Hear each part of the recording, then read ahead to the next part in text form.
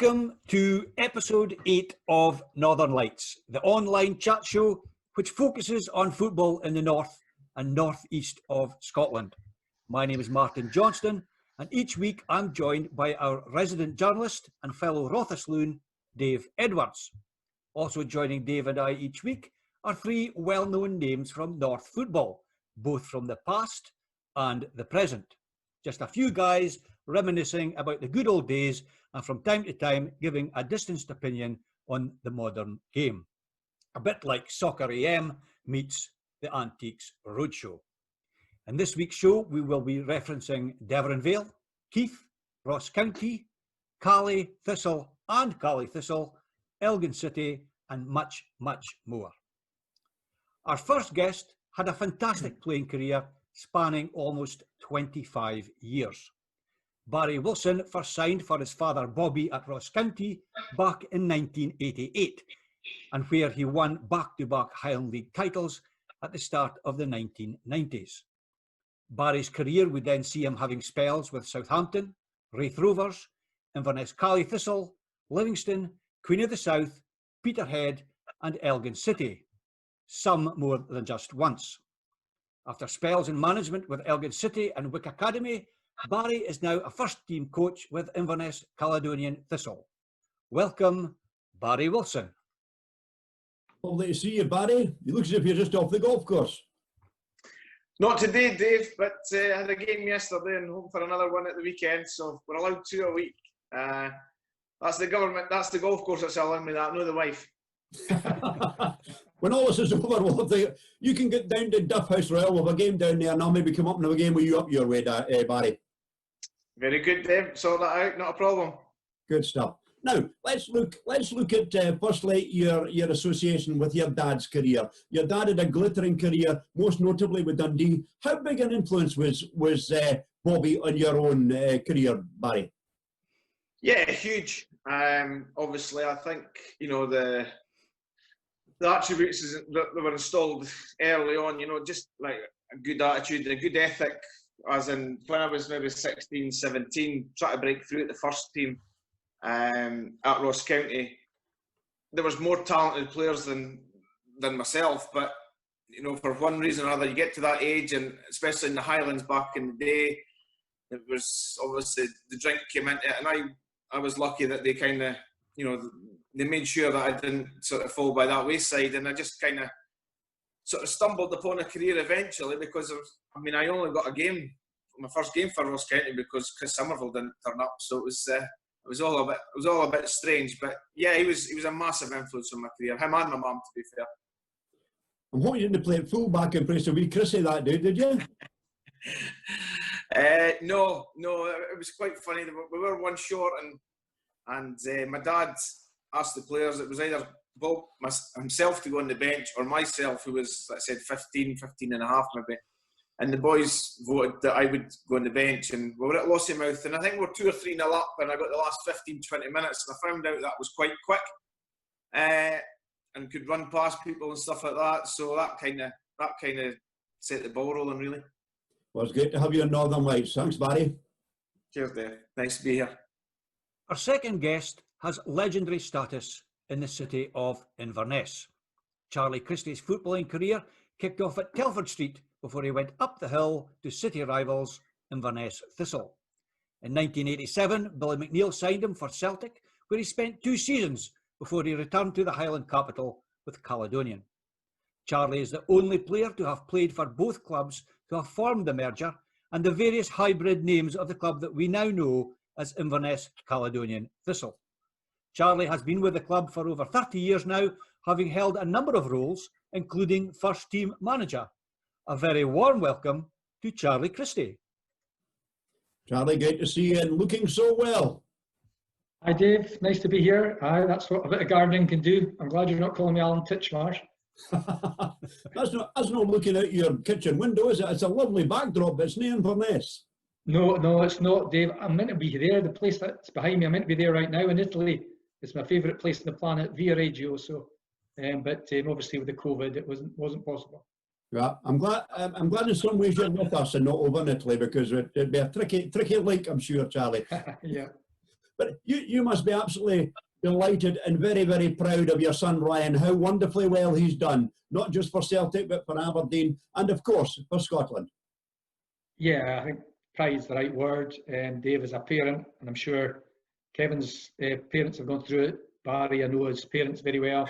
They've gone through it. It's a real, when you're sitting in the stands and your son's excelling and doing so well. I mean, especially for Scotland, because that was the big thing for me, for a boy from Inverness. We've had so few, Dave, in my lifetime, to be honest. If you look back at the record books, it's actually hard to name anyone that's born and bred in Inverness that's played for their country. And when I was at Pataudry that night against the Netherlands, it was just massive. But to be fair, Dave, he does deserve it. He's got the right attitude. And as we all know, anyone that plays football, that goes a long way. Excellent. Well, welcome to the show, Charlie. Delight to have you with us. Cheers, Dave. Our third and final guest has had an incredible career as a player, both north and south of the border. Kevin Bremner first broke onto the Highland League scene with Devonvale before he joined Bobby Wilson's football revolution at Keith in 1979. After helping himself to a Highland League winners' medal, Kevin's football journey saw him see service with Colchester United, Millwall, Reading, Brighton and Hove Albion, Peterborough United and Dundee, before he headed north in 1992 to take on the role of player-manager at Brora Rangers. A year later, he was back where it all began, when he took charge of his very first club, Devonvale. Kevin ended his career with Gillingham, where he now lives and runs his own construction company. Welcome to Northern Lights, Kevin Bremner. Kevin, great to see you. It's great to be here, Dave. Now, do you remember a few years ago when I was a building society manager in Wick and you were player manager at Brora Rangers? You used to pop into my office for a coffee and we used to blather for about 2 hours about football. That's right. Happy days, Kevin. Oh, You have a long association with the Highland League, but of course, with 10 clubs, you'd a long association with football as a professional footballer. You had a long and successful career, Kevin. But can I ask you maybe what your favourite club was? oh, I'm telling you what, you're putting it right over the pigeons now, aren't you? I suppose. I mean, see, Now, before you go any further, Kevin, I'm going to stop. Just be very careful what you think here, because we're going to get a huge response on Twitter if you say the wrong thing here. The Millwall fans absolutely adored me because of the way I played, wholehearted, heart on the sleeve, and it go through a brick wall if I had to. But they really appreciated my endeavours. I mean, see, Colchester and Reading fans, they both gave me the Player of the Year awards, which I'm very proud of as well. But the Millwall fans, I remember my first game. I was only 2,300 people there. There were 10 points adrift at the bottom of the old third division. And even with 2,300 people there, the atmosphere was electric. And I may say 9-10 games later, when we're playing Brentford at home, there's over 10,000 people there. So we had a great run going, and we still had to keep winning to stay up. And thankfully, we beat Brentford on that Sunday 1-0. And there was, as I said, there were near 10,000 people there. Mm-hmm. So where the other 8,000 came from, nobody knows. Yeah. And your older brother Des had a semi-decent career in football also. Oh, just a little. I mean, he started off at Vale like myself. He had a couple of seasons at the Vale, then he's 6 years at Hibernian, 5 years at Villa, and 5 years at Birmingham. And then he had a mixed year with Walsall and Forest Green before finally retiring. But he got to the top, he played for Scotland, and he won the European Cup. So he's a lot better than Near me. bad record, Kevin. Welcome to the show, Kev. It's Good to see you great to be guys. here, Dave. Love it. Dave, we've had another pretty successful week show-wise. Have you got some figures for us? Yeah, I think we're averaging at the moment, as of this morning, 817 people per episode, which is quite amazing. It's probably about 750 more than we reckoned on when we started this 8 weeks ago. I would say about 800 folk more every show, I would say. We've got a few shout-outs this week. What I've got to say is that, we've emphasised it's an amateur-run show, And I think that's been stressed the last 2 weeks in respect that there's been a ghost bit of music run through the theme. We've blocked it out. So please, guys, don't be offended if when you watch a show tomorrow night that there's a bit of music drafts across.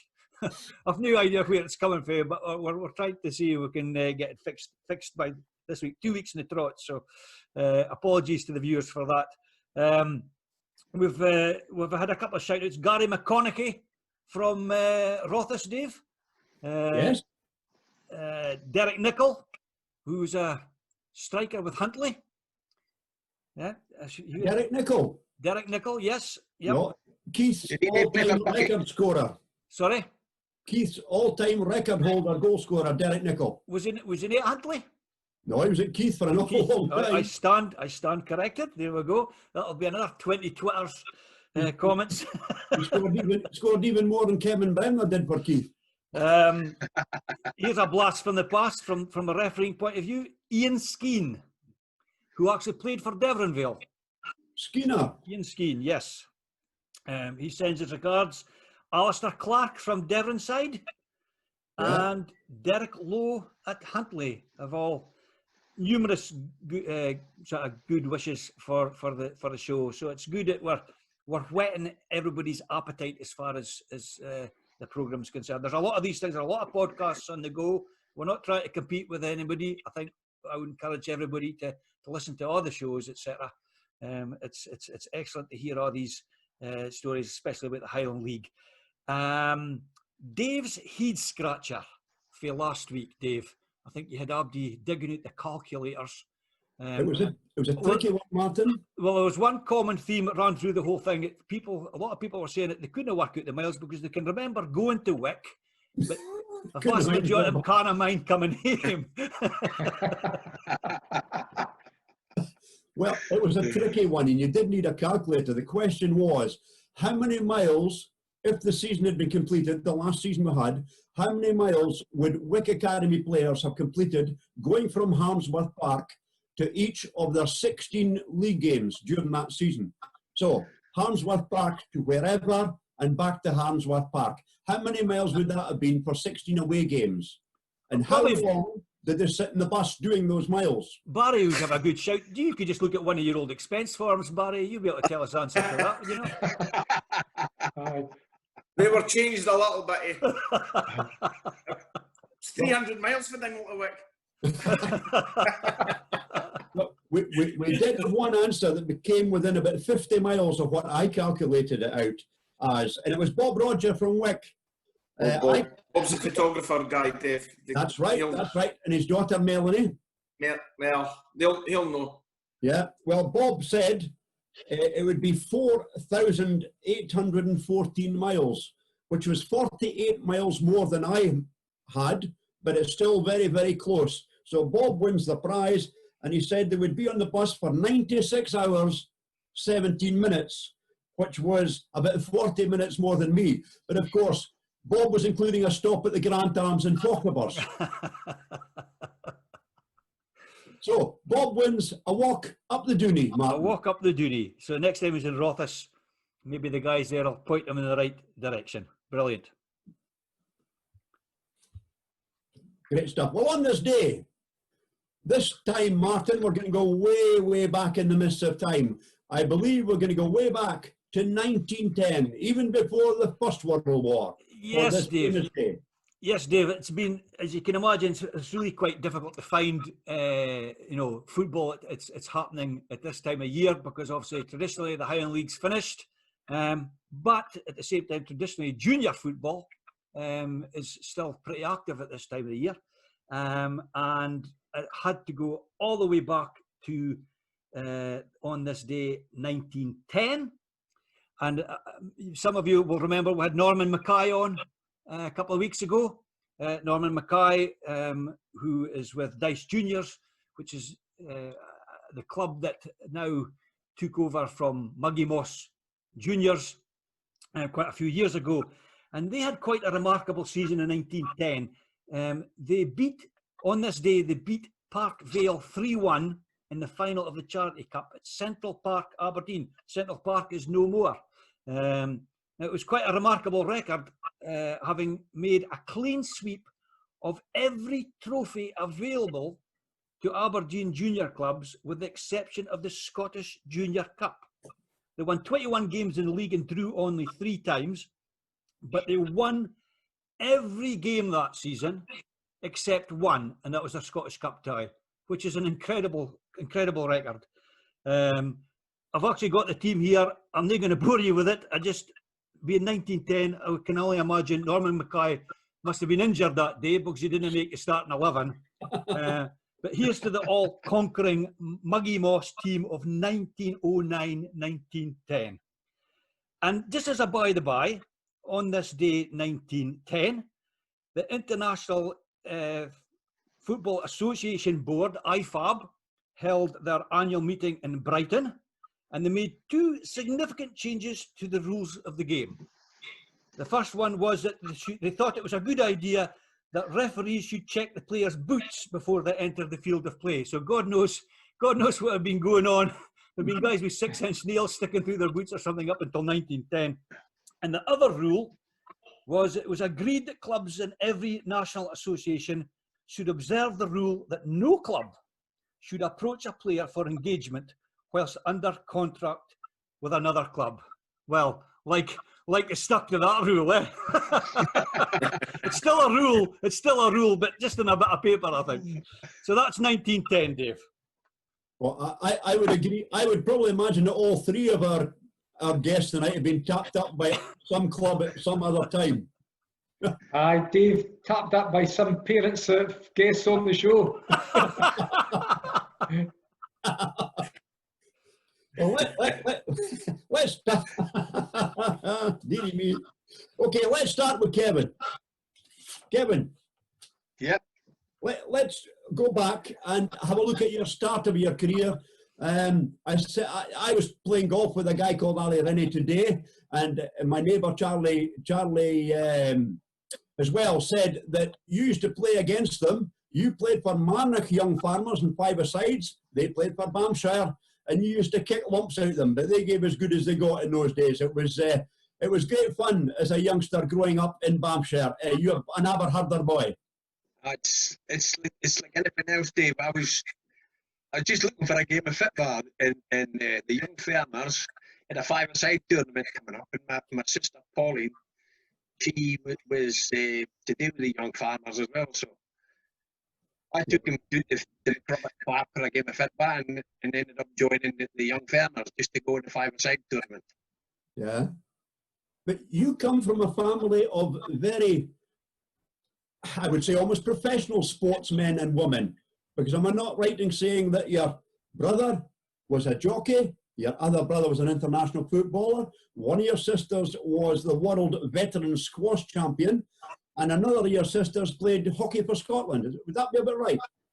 That's exactly right. My oldest 2 sisters feel left out because they never did anything like that, but Winifred and Elaine both are good at sports at school. Uh-huh. And your brother Keith was a jockey? Pardon? Yeah, Keithy was a jockey, aye. He went down to Walter Easterby's stables in Yorkshire. Uh-huh.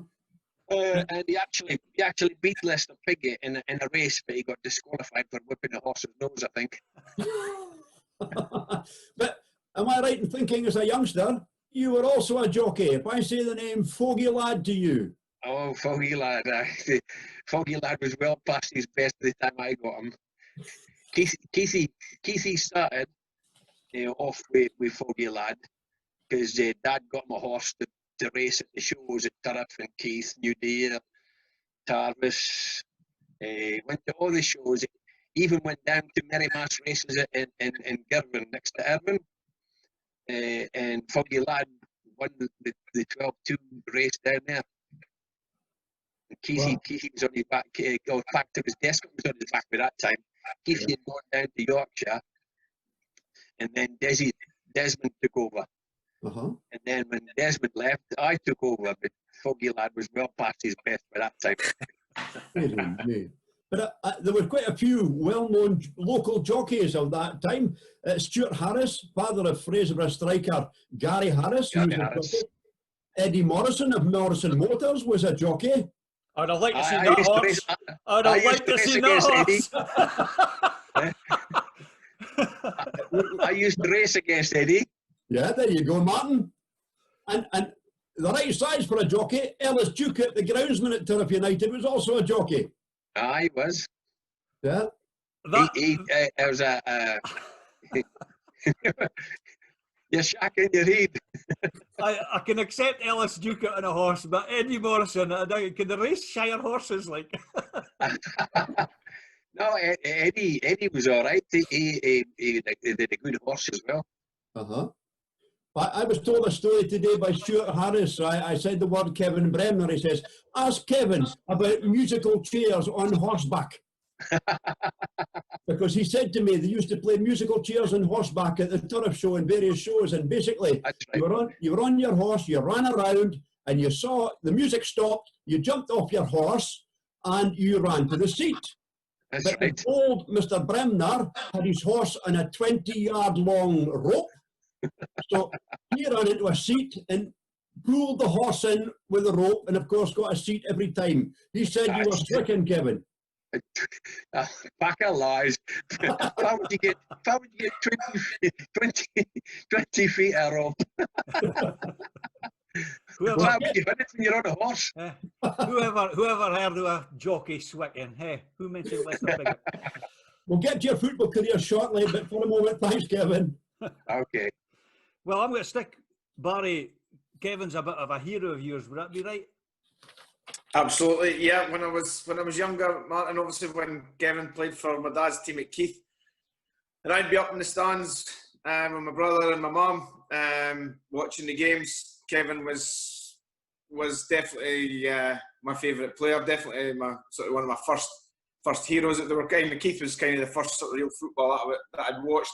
My dad used to take me to some of the games when he was at Dundee, but I was only 2, 3, 4 year old. But time we got to Keith, I was 7 or 8, 9, 10, and I used to love watching Kevin playing up front. His hold up play, his strength, the goals that he would score, fantastic. Got a lot of great memories of that team winning the league 3 years in the trot. Some great Scottish Cup runs.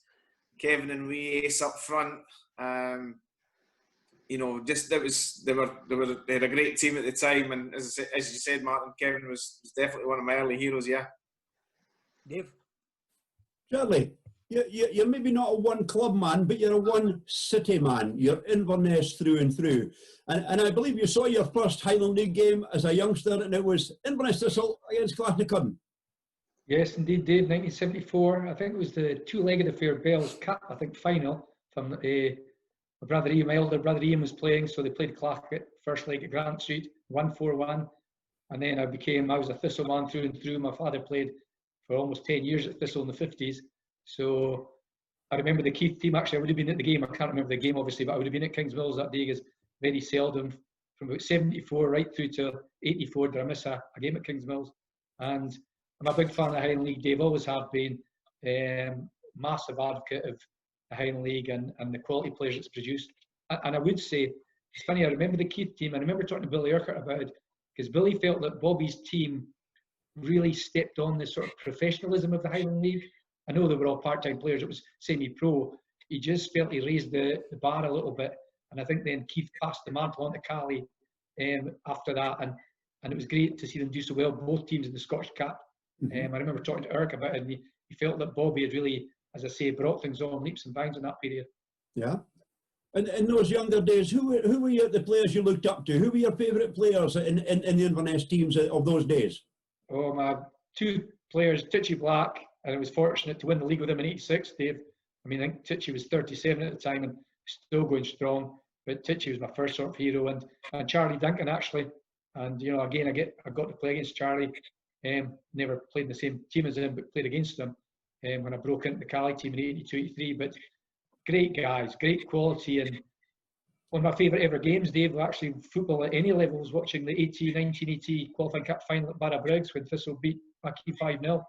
It was just, and Bucky were the favourites that day, and it was just a tremendous attacking display. But, I think the Highland League at that period was really good football to watch and didn't get the credit it deserved.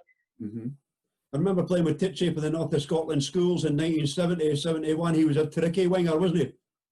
Ah, brilliant. Right winger, obviously. And it's funny, he played and he was very loyal, one club man, which I think those days are well gone now, but he should have moved, to be honest, Dave, because Thistle were never off the park, were never right up there with the Keith team, with the commercial setup, the Cali commercial setup.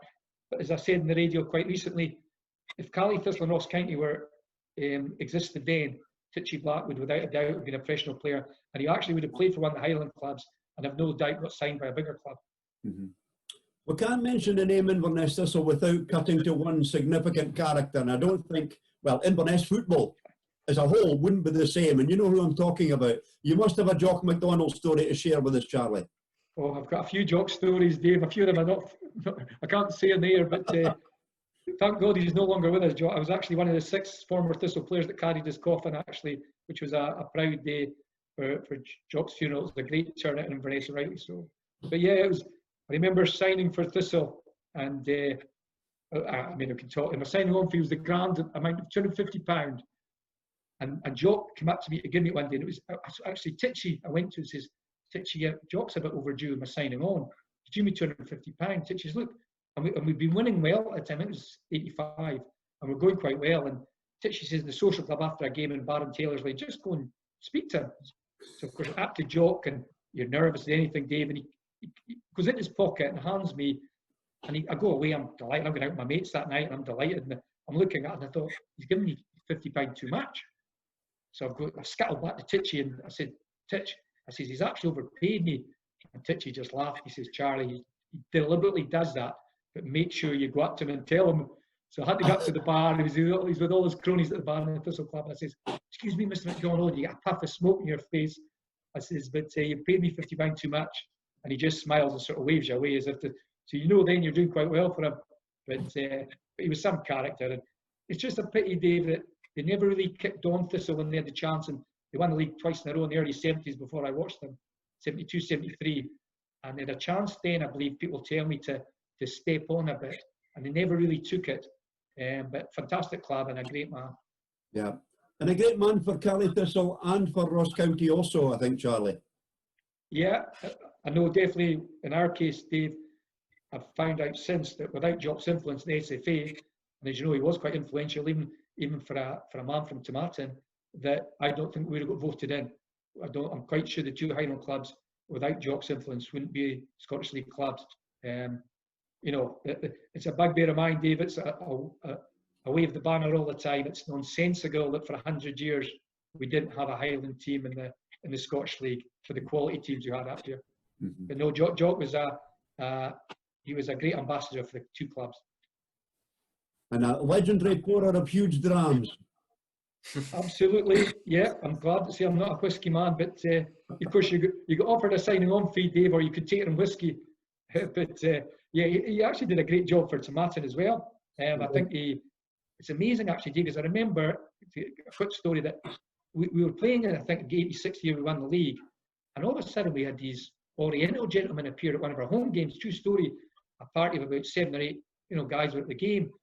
I remember speaking to Jock weeks afterwards, and this was Tomatin trying to break into the Asian market, which, as we know now, is a massive part of Scottish industry. Thanks for that, Charlie. Appreciate it. Yeah, he was. I had the privilege of refereeing the very last Inverness Thistle Ross County game, but it was a second attempt because the first time it was supposed to be played on a Wednesday night, and there was a monsoon about half an hour before kick-off, and there was a huge puddle appeared just outside the tunnel beside the front of the stand. So I travelled up. Sandy Smith was one of the linesmen from Elgin. We travelled up. I can't remember who the other linesman was. And of course, so the game's called off half an hour beforehand. The official line is you're entitled to half your fee and your travelling expenses. So being the referee, I was a nominated candidate to go and see Jock get our money. Needless to say, we ended up getting the cost of a fish supper. There's a wee chip shop just beside the roundabout on the way to where the police station is. There's a wee chip shop there. So we got our fish suppers paid for, and that was it. Nothing else. No chance of getting a half fee for Jock, that's for sure. Kevin, you start off at Devonvale. You have a very successful season at Keith. You pick up a league winners medal, and you're away to Colchester United. How did that come about? Oh, I had loads of trials. I mean, see, even Arbroath, and before that, I mean, see, at Des Bremner, I waited a couple of months to get into the side, and then I think my dad said something to George Christie, who was the manager at the time, and in fact, my debut was against Keith at Keith, and I played in midfield, and after that game, I was physically sick, and I couldn't go to Rotherham that night, and that has never been heard of before. I couldn't get out on a Saturday night for a drink. It's the first time I've missed going out on a Saturday night. But that was my first game for the Vale, and I never missed a game till the season. And then the next season came along, and Ken Tedcastle was manager. And I don't know whether I was cheeky to him or not, but he just didn't fancy me at all, and didn't have me on the side. And I went to Huntley for a trial with Jim Gerrard. He didn't fancy me. I went to Elgin City for a trial, and I think is it Ian Dixon was the manager? Elgin? You lads know, was it Ian Dixon? Dave? I'm not sure. Can't remember. Ian Cumming, no? Well, it was something like that. Anyway, he was manager at Elgin. He didn't fancy me either. And then I was still training with the Vale anyway, but I'd left, and they were struggling for a left back. And I think Johnny Cowie hit a word with Ken Tedcastle and said, "Oh, put Kevin in at left back, he'll play anywhere." So I played away at left back, and that was it. And I was back in the side again. And then they were struggling for a centre forward, and I played up front and scored a goal at Rothes, actually. My first senior goal at Rothes. There you go. Many moons ago. So what else do you want to know? So, well, Colchester United, did you go down and trial for a start, or did they? I went on a week's trial. I think it was. I think it's a Cali connection. What was the name of that fella? It was Cali manager at the time. He used to play with Motherwell with Bobby Roberts. Who would have been manager then, guys? Alec Main? I'm thinking Alec Main. No, it wasn't Alec Main. It was Roddy Klein? It was a guy. Who? Rod Klein? It might have been, I'm not sure. But he played with Bobby Roberts anyway, and he just got the sack at Cali, and as managers do, some of them phone up one another, "Oh, what are you doing?" That's the rest of it. And I think he said, he put in a word where he says, "Take Kevin Bremner down for a look to see what you think." He said, but you've got to see him in a game. I'm thinking he must have said that, because as soon as I got down there, Monday morning, over to the garrison, because they trained on the army grounds, and it was a full-scale game on the Monday morning, which doesn't happen very often. Ray Harford, the late Ray Harford, he was the assistant manager, and Bobby Roberts was the manager, so I did all right, knocked a few people about, scored a couple of goals, and I did okay, and by Wednesday they wanted to sign me. So that's where it came from. So you spent 3 seasons there, but you had a few loan deals during that time as well. Oh, I was in dispute for the final year of my contract. That's a shock. And I went from being on the bench in the 4th division on Tuesday night against Hull at Colchester to playing for Birmingham versus Luton, when Luton were in the old 1st division then, on the Saturday. So I was first choice for Birmingham on the Saturday and reserved for Colchester on the Tuesday. And you also had spells at Wrexham and Plymouth Argyle during that time as well. That's right, Brilliant. I had a month at Wrexham in December and a month at Plymouth in January. Neither of them could afford the fee, but I just wanted to play football. Yeah, very much a half boots will travel sort of attitude. Yeah, Dave. Barry, let's take you back to the start of a very long love affair with Ross County for your dad. What was your feelings when your dad became manager of Ross County? It was a good job to have. He made it a good job, I think. Dave, when we came up, was what, 1987, something like that. I think the year before, Ross County had pretty much went amateur under Johnny Buchanan, I think was the manager. And I think they were pretty much bottom of the league. My dad had, obviously after Keith, he went down to Wraith Rovers. Didn't have a particularly good time there. He was a wee bit unfortunate to getting relegated in the last day of the season to a little bit of jiggery-pokery between Ayr and Dumbarton that put Wraith down, actually. And then he was scouting for Big Jim Leishman at Dunfermline. And I know we were living in Leven and Fife. And then next thing I know, we were heading up the A9 to Dingle. And he put together a squad. It took him a couple of years, obviously. He brought up with him from Dunfermline, obviously, was Gordon Conley, which he was, was a huge part of the jigsaw for him. He got John Suter down from Brewer, the goalkeeper, and he slowly moulded a side together. Obviously, had some great players: Billy Ferris, Robbie Williamson, Johnson Belshaw, Brian Grant, and Alan Duff up front. So they had a real good squad. And both years, obviously, when we won the league, I think we did. It was neck and neck between ourselves and Charlie's Cali for both years. He made it a job. And to be honest, he probably, without blowing his trumpet, he did make County where they are today, really, because without that kind of the impetus that they created by winning the league and by several great Scottish Cup results as well, put them in the forefront for when the reconstruction took place. Mm-hmm. I've always said your dad was the one that put Ross County on the map, Barry, and of course pushing from behind and in the boardroom. Your mum Jessie played a very, very important part because she was a marvellous baker, or she is a marvellous baker. She still is. She's been keeping us well fed during lockdown with her scones and her millionaire slice. Charlie's had many a bits as well. You normally come into the stadium on a Saturday on a match day. She would, they were joining at the hip, the two of them. She would, she was never backward and going forward with her opinions. In fact, I remember one particular occasion we were playing, it was a qualifying cup final. We were playing Huntly at Borough Briggs. 92, I think it might have been, 91 maybe.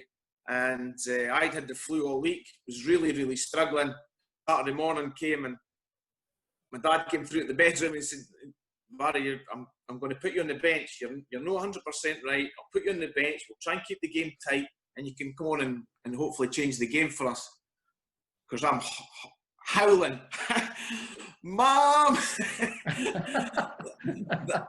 This bee's dropped me. And she went, yeah, I know, it was my idea.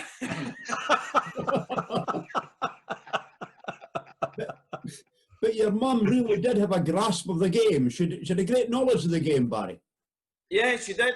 Like I said, she, when we came back after games, as my dad was, he normally left it until I got home till I got the stick that when I was younger I probably deserved. And she would be the first one to.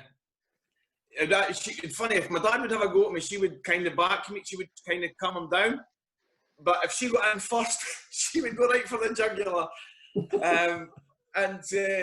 But no, listen, I loved the input that they both gave me on my career. And like you said, back in the day, I mean, they were pretty warmly accepted in every boardroom in the Highland League, and probably still are, to be honest. No more so than at Kynach Park in Keith, because I know they were always honoured guests. When Sandy Stables was the chairman at Keith, he was always never happier when Bobby and Jesse were coming along to a game.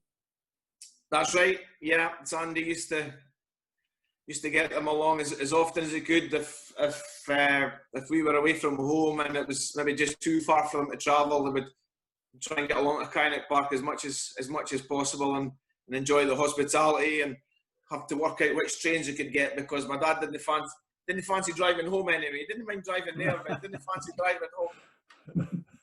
You're right. Thanks for that, Barry. Okay. Charlie, my first memories of you was obviously your days at Inverness Thistle, but you started off as a Calais boy, is that right? I did, Martin, yeah, I did. Purely for the reason I made it clear, Thistle were my team, but Thistle didn't have a youth set-up at all.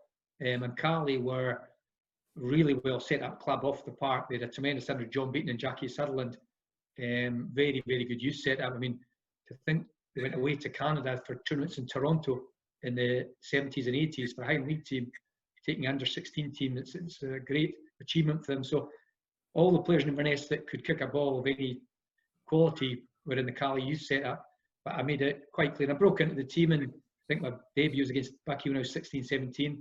Played for Ray McIntosh's title-winning side, and then played for two or 3 years. But it was always, my heart was always at the hill, really, Martin. I always wanted to play up the hill. And finally, Roshi Fraser, well-known face up here, was the manager in '85. I signed actually the Friday night before they beat Kilmarnock 3-0. Quite a famous Scottish Cup tie. So I signed the night before that, went to Kingsmills to watch the game. They obviously played Celtic in the next round. And then we won the league the following year with one of the, Alan Hircher, God rest his soul, fantastic guy, big Al. He feels it's the best Highland League team he's ever played against, which coming from Alan, who was very much a Calais County man, it's praise indeed. So all credit to Brian Black we had. And what I liked about it, Martin, was that 9 out of the starting 11 every week were Inverness lads. You know, Skinner, Milroy, Andrews, Stevenson, Black, you know, Wilson, Christie. We were all Inverness lads, so it was a great achievement. And it was a one-off really, but we played football the right way. And I would actually go back to what Barry said about County when they, you know, because they were the whipping boys that year. And people, you know, before Bobby came involved, 86, as Barry said, they went amateur, really. They were in such bad way. And then Bobby came in. And when I saw Bobby's team, and as I touched on earlier on, I came close to having in-depth conversations with Bobby about maybe crossing the Keswick Bridge. Car park conversation, I think the term is. Absolutely, Martin, that's the one. But they played football the right way too. And they were quite reminiscent of the Thistle team in '86, '87, in that they didn't have the biggest team in the land, but they got the ball down. And Barry, Gogsy, Andy McLeod, Chrissy Somerville, they played football the way I like to see it played, to be honest. So, but no, it was Calais I started with, moved on to Thistle, and then obviously got the chance to step on professionally. I absolutely loved going to Kingsmills. I thought it was a great wee ground with the railway sleeper terracing, and it just had a great atmosphere, decent crowds. I loved going to watch it. I was there the day they beat Kilmarnock, watching from the terracing. My memory of that game is when the third goal went in, the Kilmarnock fans started to leave. Yeah. And as they left, they took their scarves. A lot of them took their scarves off and threw them on the back of the goals. And at the end of 90 minutes, the back of the net was just covered in blue and white scarves, because obviously it was a really big deal at the time, and it sent a real sort of warning shot across the bows of the Scottish League. It was a fair scalp, and then obviously a fantastic reward in the next round with Celtic at Parkhead. Yeah, it was brilliant, Martin. It really was. It was a great performance. And I think what made it even more sweet was the fact that Kilmarnock had been quite disparaging in the lead up to the game, as a lot of teams down south have been to their cost coming up here to play the Calais and the Keiths over many years. Thistle weren't quite the same force in the Scottish Cup over a number of years. But I remember before the game, Killie sort of took it for granted they would come up here and win the game. But Thistle put on one of certainly their best Scottish Cup performances for years, because they weren't really renowned for going the Scottish Cup runs the same as the Keiths and the Calais and the Counties and Huntleys latterly. So and then they got the big payday at Parkhead. They obviously took a sore one that day, but certainly Jock, there were a few tomatoes sink that night. Yes, indeed, absolutely, Dave. Kevin, we're going to go have a wee chat about your career at Millwall and at Reading. But before we do, I'm going to tell you something. At the 1st of August, our son gets married, Fraser, gets married in Hua Hin in Thailand.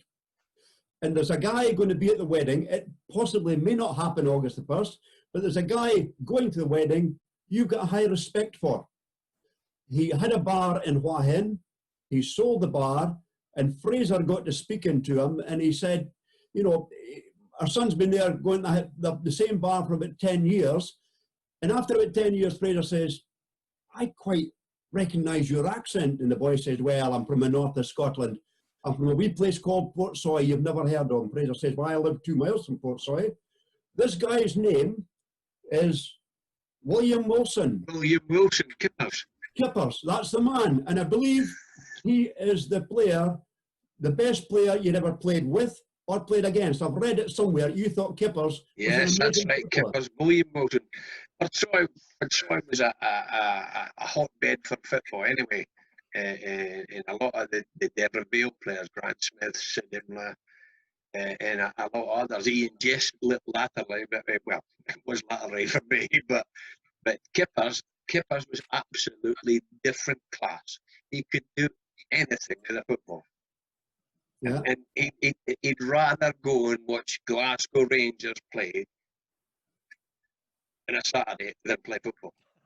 That was the difference. Honestly, that was it. That was the only difference. He wanted to go down to Ibrox to watch Rangers. He was 10 times better than me. He was absolutely brilliant, Kippers. Yeah. Well, we'll send this link to the programme across to Whahen. Fraser will send it to him, and Kippers will be able to listen in, and we'll maybe be in contact with him. You can have a blether someday.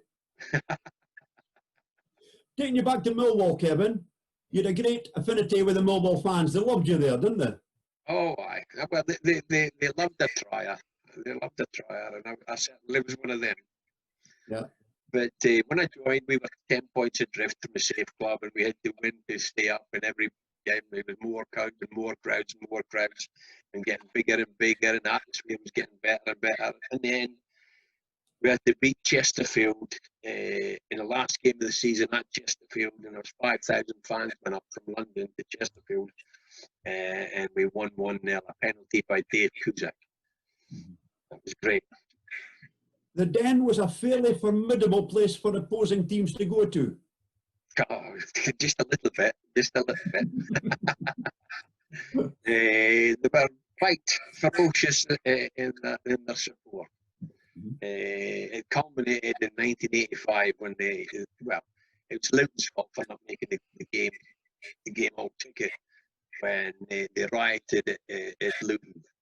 But Millwall's home crowd at the time was about 6,000, and at that game there was 10,000 people tried to fit in at an end, whereas about 6,000 should be. And all the fans were on the edge of the pitch. It was like a Sunday League game, but it was a lot bigger than a Sunday League game. The fans were on the pitch. The linesman was running the line on the pitch. I'd been injured and I was subbed, but I came on in that game. Should have scored actually, but never mind. Yeah. And I was warming up on the pitch, so that's how bad it was. And then I moved to Reading. Now, I take it Reading weren't playing in Majeski Stadium at that time. It was a wee bit more lesser surroundings. Elm Park. It's great place to play football. And it was a lovely little ground and a lovely little club. Ian Brandfoot had obviously seen me play for Millwall, and I actually relegated Reading and Wrexham that season when I went on loan. I went on loan to Wrexham, Plymouth, and Birmingham, but the two third division clubs, I scored against them and got brought down for a penalty in both games. And they missed out. And Millwall stayed up and they both went down. You were a popular player wherever you played football, though, Kevin, with the fans. Aye, the home fans.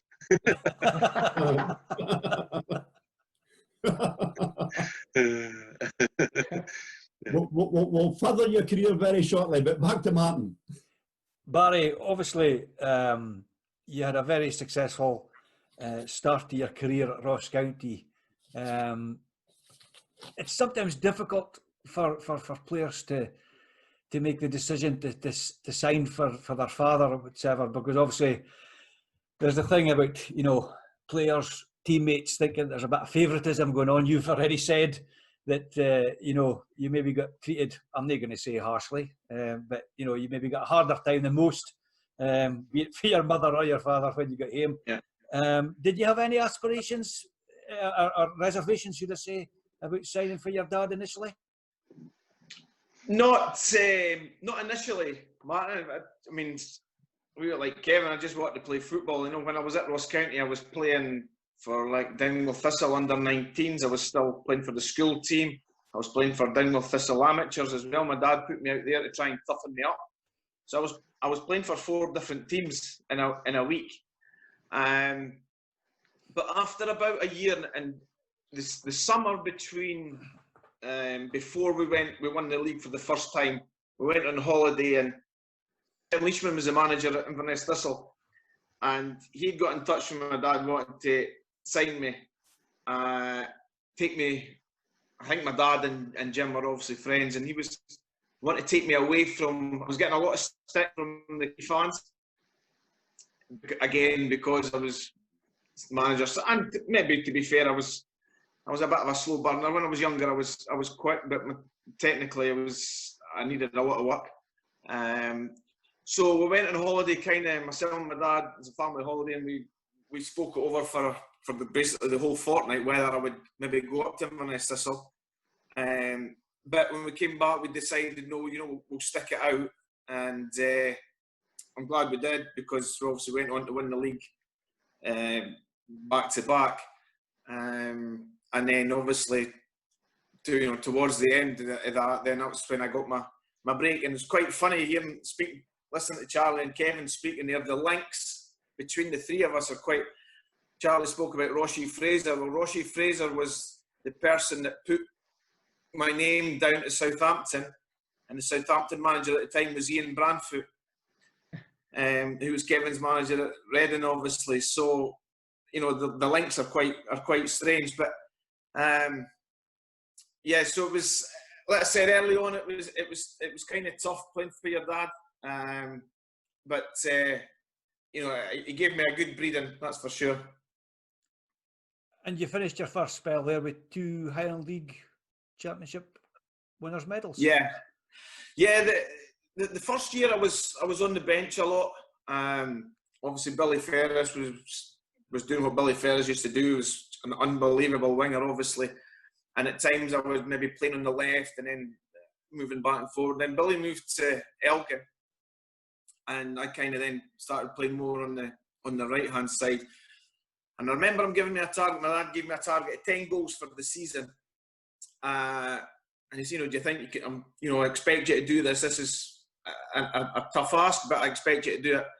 I'd scored them by, I think it was October. I scored 7 goals in a week, and it was 2 goals at Peterhead, 3 goals in a famous game. And you talk about Kings Mills. My only ever hat trick was a hat trick against Cali at Kings Mills in Inverness Cup final. Charlie will remember it well. The game actually got delayed for about half an hour to let the crowd in. I mean, they were queuing up. You remember the old Kings Mill? They were queuing down past the Heath Mount. It was incredible scenes. It was absolutely jam-packed. And we went 3-0 up. And my third goal, I'd raced half the length of the pitch, scored. And I was coming back. And obviously in my younger day, I was a little bit brash and naive. And I was giving those cigars, Charlie. So Callie got a corner, and I'm on the front post, and Charlie's on the front post. And I just turned around, and all of a sudden, bang! So my good friend Charlie there's knocked one right on my nose. My nose is round there, my lips burst. And we allegedly. Allegedly, So we then hung on for a 3-2 win. Carly pinned us back for the last 20 minutes. It was unbelievable. I then scored 2 goals at Borough Briggs on the Saturday, and I'd scored my 10 goals by October. So kicked on then, and then at the end of that season, I think that's when I got my move down to Southampton. Yep, absolutely. We'll touch on that later on. Dave. Charlie, Ryan, your son, has done remarkably well at Celtic Park, but he wasn't the first of the family to take a peg at Parkhead. No, Dave, he wasn't. He's the first one to make a raging success of it. No, I got a great chance in '87 after that year at Thistle. I mean, I actually had a good job in civil service. I was in the job centre upstairs with Davy Milroy, and going into work at 9:15 in the morning, Jock McDonald phoned me. The girl puts it through. Oh, it's Mr. McDonald on the phone, so I took it. And Jock McDonald says, "Right, boy," he used to call everyone boy, "you're off to Parkhead." This is what I knew nothing about it. There'd been a Scottish internationalist the weekend, and he'd met Jack McGinn, and they'd done the deal in the boardroom at Hampden. So it was phenomenal. It was just, I remember phoning all my family, and it was just incredible. But I'm honest enough to say, Dave, I wish I knew then what I knew 10 years later, because I didn't really, at times I didn't apply myself as I should. Although I did say the first season I was top scorer in the reserves. I got 25 goals for the reserves that year. I was scoring regular. I was playing well in the fringes of the first team. But of course, those were the days of 2 subs. And but the second season, I must admit, I didn't really. I think now when you had the chance to go back and work on your fitness, work on your body strength, which I needed, I didn't do it, and that's where the difference with Ryan comes in. I mean, and of course, I came from non-league background, playing the Highland League, training 2 nights a week, to Ryan had been a professional. He won the Scottish Cup with the Inniscallie Thistle. So I always think he had a better platform to kick on, but his attitude, as well as, I'm sure Barry has heard this as well, and it's a word I use a lot in youth development. And if you see the guys that do well in the game, Kevin and Barry, good examples. Duncan Shearer, I know Kevin's brother Des, so I speak to people like Daisy, they tell you the fantastic attitude. And Ryan's got that in abundance. And it's great because he was one of these ones that went back for extra training. He badly needed to build up his physicality. And if you look at the pictures from when he signed for them in 2015 to the man he is today, it's a different beast you're seeing now. And as the boys will tell you, that's a big advantage. Throw us a few names of some of the Celtic players at that time, Charlie. Well, it's quite a regular team. They played a funny system. McNeil was the manager, but Billy, God rest his soul. They played a 3-5-2, and they got very few injuries that season, Dave, because I was actually, for a period, third choice striker. I played up front, and they played a 3-5-2. It was Andy Walker and McAvenny. They played 23 consecutive games. Now nowadays, you wouldn't see that, and I think between them, they scored more than 50 goals. It was their centenary year, so it was a big year for the club as well, 88. But no, the back three was, I think it was McCarthy, White and Aitken. You had Stark, Burns, McStay, Peter Grant, Anton Rogan, wing back, Chris White, wing back, and the 2 boys up front. So, they've got a very settled team, actually. If you look through that year, they've made very few changes week in, week out, but it was amazing. And remember that, of course, Celtic were it was still in the days of the biscuit tin mentality at Parkhead. Certainly changed the days now with the Anfield's wage slip. But it was a biscuit tin mentality then. And I remember they used to be like 56, 57. They used to announce crowds of 32,000, and there'd be 55,000 people in Parkhead. It was incredible, and a good team to watch. And Rangers then, they ran them close, Rangers, but McNeil had a great team spirit actually going then, which I think is a common theme in successful football teams. I knew the changing room they were all for one for all, and they achieved a lot. It was a great 2 years. I look back on it very fondly. It was tremendous, and my one regret is really the offers I had then to stay full time when I left Celtic. I had 3 or 4 good offers to stay full time, and I think I was a wee bit disillusioned then and came back up north, which when I look back now was crazy, really. Well, I've been out in the town with McAvenny. I take it Big Frank didn't influence you in that way, Charlie? Oh, Big Frank did a bit, Dave. For a few, you liked a tin of Schlitz. I don't know if you remember that American beer. I think it was Schlitz it was called. Mr. McAvenny could pack them away a few at a time. But I was at the Cockney Club a few Wednesdays with Mac. It's funny, Dave, because when Ryan played in the League Cup final against Aberdeen in 2018, and he just sort of making a name for himself, I met Mac after the game. Of course, I was down with the wife there. Brian scores a winning goal, and very proud moment, blah, blah, blah. Great. And the first thing Mac said to me was, "We're going for a beer," It hasn't changed a bit, to be fair, but a great guy and a fabulous football player. We sometimes overlook how good a player he was because of his off-the-field activities. Yeah. We'll explore the rest of your career shortly, but thanks for that, Charlie. Cheers, Dave. Kevin, before we touch on your time at Brighton and Hove Albion, you were talking about Portsoy a wee while back there, and during my time as a referee in the summertime, I would referee in the Buckie and District Welfare League. And I was once appointed. I just remembered when you were just talking about Portsoy. I was appointed to referee the final.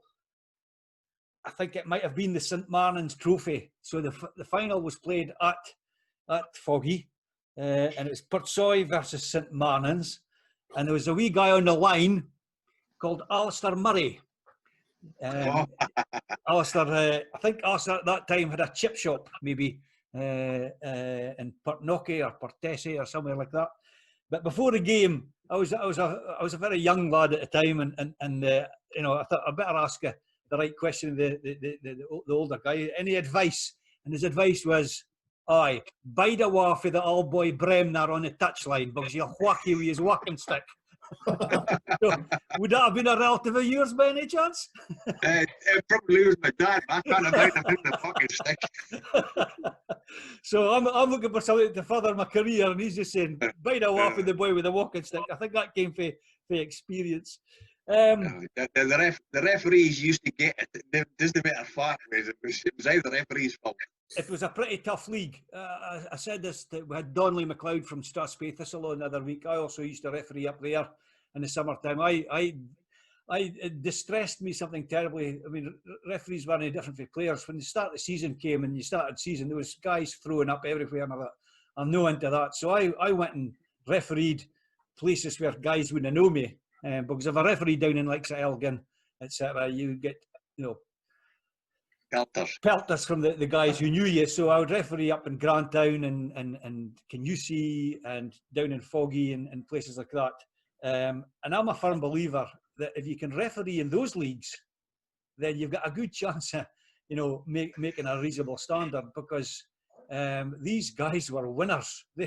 You know, and they weren't going to get weren't going to let a referee get in their way of winning, as it were. So, and some great players, some great players come out that league. Anyway, Barry Lloyd takes you to Brighton and Hove Albion, 1987, 88. There was another player there at that time who ended up playing in the Highland League. Would that be right? Well, Big Doug. Big Doug Rugby. Big Doug was at the same time, man. And you had 3 seasons at Brighton? I had 3 seasons there.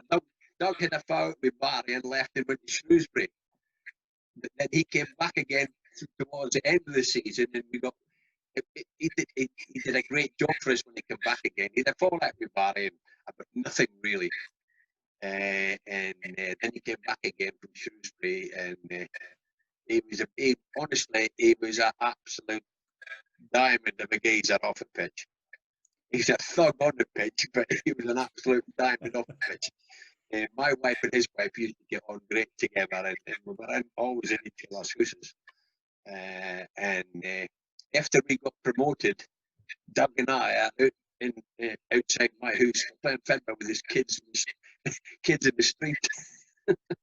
Aye, because unlike Charlie, you were never one for going to the pub after the game. Was that right? Right, anyway. The Sussex police were very hard on drinking driving. 3 seasons, and as you said, Brighton were actually in the old 3rd division when you joined them. That's right. But I had the unique or good, I don't know what. I must have been the talisman, because I got promoted with Millwall in 85, 86 out of the 3rd division. Then I moved to Reading, and in 86,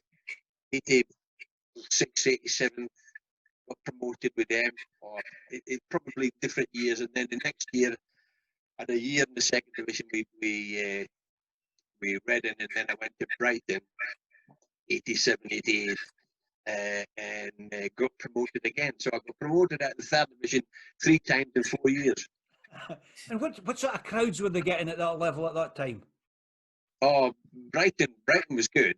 It wasn't so good to start off with, because they'd just been relegated, and I helped get relegated as well because I scored against them for Reading and down at Galston on Boxing Day as well, beat 2-0 down there, and I think we beat them. Oh no, we drew 2-2 at our place, but I helped get relegated.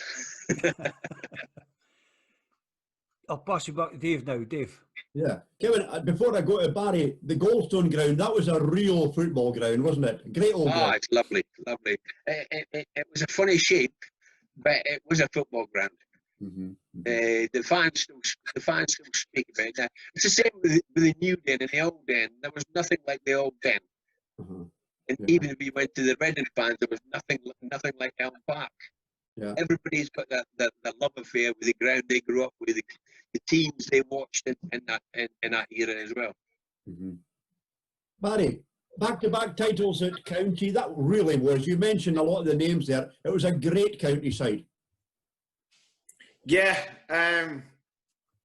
you know, it's quite funny. We've got a reunion reunion page on the WhatsApp, and we look at some of the videos and that, and we were never the strongest defensively. Looking back, we always seem to lose a lot of goals in the games that were videoed anyway. But I mean, going forward, like I said earlier, we had Duff and Grant up front, and then either Marcel and Billy on either side. We had midfielders like Gordon Conley and Robbie Williamson, and Cammy Robertson as well. So we were pretty strong going forward, and probably the reason why we weren't so strong defensively was that obviously Marcel and Billy didn't really help the fullbacks out too much back in the day.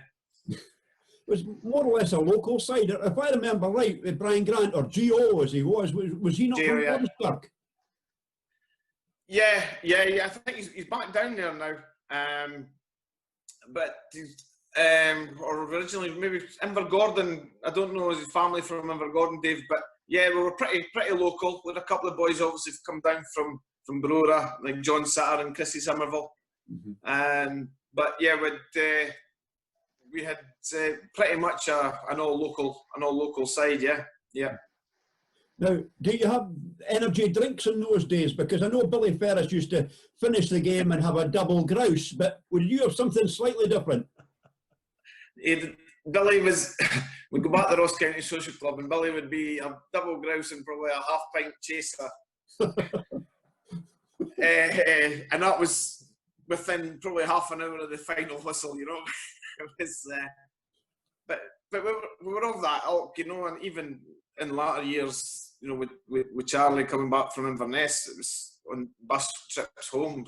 It was just what we did. We had a few beers and we went over the game and we had a crack, and that was part and parcel of the game back in the day, especially obviously at the Highland League level, because I think that was the beauty of the Highland League, is the social side of it is fantastic. I'd actually forgotten how good it was up until when I took over again at Wick, and it all came flooding back.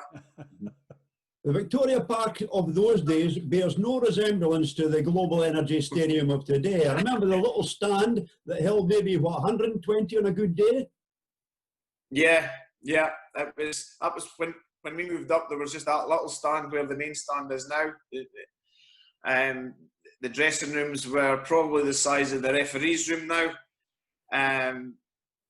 Davy Hamilton and Chick Ogilvie, they had a little bit underneath, even on the darkest bowels of the stand in there, where they cleaned the boots and we got your bit of treatment. It was a far cry from what it is now. I mean, the guys now, they want for nothing. It is phenomenal down there now, behind the scenes, But yeah, the grass bank on the opposite side and a bit of the jail line. That was pretty much it back in the day. When Billy Ferris was on the first show, we spoke about Davy Hamilton. Davy was a deaf mute, but he could make himself heard and he could make himself understood. He was a great guy, Davy. He was a character. He was definitely the loudest mute you'll ever hear. I mean, you could make out words. He was. I always remember, coming home. What you want in fish? And he would, get all this. He was a character, and the thing I remember most about Davy was his hands. They were like shovels, but they were like shovels that were wrapped in sandpaper. And he would give you a massage. And it would be tearing, and you would come off and your skin was hanging off. But a great character. Him and Chick Ogilvie were a tremendous partnership. Excellent. I remember you mentioned Leishman. I played with Jim in the schoolboy national team way back in 1971, but I went with him one night to watch you play for Ross County, and he came very close to signing you that night for Dunfermline Athletic. Yeah, Jim tried a few times to sign me for Thistle, and then for Dunfermline. I played a couple of trial games for them. They went up to Stornoway and actually picked me up on the way over, and I went over with them and wanted me to sign then, but I didn't. I decided that sort of YTS at the time, I think what was called, I'm not going to move back down to Fife for YTS. And then obviously eventually did sign me for Livingston sort of in the year 2000, I think it was. Keep away from what he calls tall ships. That's a large Bacardi and Coke. Keep away from them, Barry. I've been around them all my life. That's Jesse's drink, Dave. Thanks for that, Bar. Charlie, two seasons at Parkhead, and then you head back up the road, but not to King's Mills, to Telford Street. Oh, very provocative at the time up here, Martin. I spoke to Peter Corbett, who was very persuasive. I played with Peter, as I say, when I broke with the team in the early 80s at Cali, where Raymond was the manager. So Peter was the manager when I came back at him. I met Peter, and it was more their setup, to be honest, Martin. I would love to have gone back to Thistle, but Thistle lost their way a fair bit. You know, considering the team they had in 86, 87, 2.5 years later, they lost their way and never really recovered, if truth be known. Whereas Cali, I felt, were a team, they were going to play in the Scottish Cup most seasons, along with Ross County. So really, it was their setup. Really, they were a more professional club. They were a very, very professional non-league club at the time, and you know, it was their sway as well. I think in the merged club that had a lot to do with getting into the league in '94. So, but yeah, I played then, and we played against a good Ross County team, and Barry's team, great team. There's real good tussles with them, and you know, there was a good bit of mutual respect. There was a real sort of rivalry amongst the two teams at that time. And John Docherty was our manager. He took over from Peter Corbett, a great man, great football player, Doc, but great manager. I really enjoyed the 2 or 3 seasons I played for him. Actually, one season we threw the league away. I'm sure Barry remembers it. We actually went 23 games unbeaten. We played in the Scottish Cup. We thrashed Dennismuir down there 4-1. Thrashed Clyde at home 3-0. Drew with St Johnstone in front of 6,000 people at Telford Street 1-1. Got beaten in the replay. So we had a fantastic season, but actually blew up with 4 weeks to go. And County were there waiting in the wings and came in, and credit to them. But it was good times actually. The Highland League then again was in the crest of a wave, to be honest, with the two North clubs. I think, you know, as I said to Bill Eric the other week there, it's funny that Cali or Ross County at that time, Martin, if they'd played any team at home in the bottom 2 leagues in Scotland, in the bottom 2 Scottish leagues in the Scottish Cup, you'd expect to win. You'd be absolutely disappointed. Give us Stennismuir at home, give us Clyde at home, give us whoever you wanted to home, we would expect to win that game, which speaks volumes, to be honest. But no, and then of course the merge in '94 was just fantastic. For me, my only regret is I was 28 at the time. I wish I'd been 21. I would love to have played longer. I played the first 10 seasons, managed to hang on till I was 38, I think, when I hung up the boots. But I would love to have been a bit younger with the team and played right through, to be honest. But yeah, good quality football being played in this area at that time. And lots of good memories, Charlie. Lots of characters. Oh, brilliant, great characters. I mean, in the Highland League then, as Barry said, the social life, it was a good balance. You know, it was a good life balance, I felt, a lot of the boys had. And, you know, at Cali, they were very much a winning mentality, Caledonian. You know, even when I was although I'm a Thistle man, something I used to sort of be a bit jealous of them about when I played for Thistle. They had a real strong will. They didn't often have the best team, but they had a real professionalism about. They had their own training ground, own commercial department. Any Scottish Cup side that went down the day before and stayed overnight and maybe trained somewhere before the game. Really good setup. But, you know, the characters I played, I mean, you know, I can't talk fondly enough of him. Barry played him. Alan Hircher was my best mate in that team. You know, Barry talks about getting 10 goals by October. Alan Hircher actually scored 20. This is from midfield. Scored 23 goals by the 31st of October that season, and then ripped his hamstring and didn't play again until March. Torn his hamstring really bad. But, you know, Alan Hircher was just, again, a player from this area that was a professional football player without a doubt. He played the Highland League, went to Stroy for a couple of years, never played professionally in Scottish football.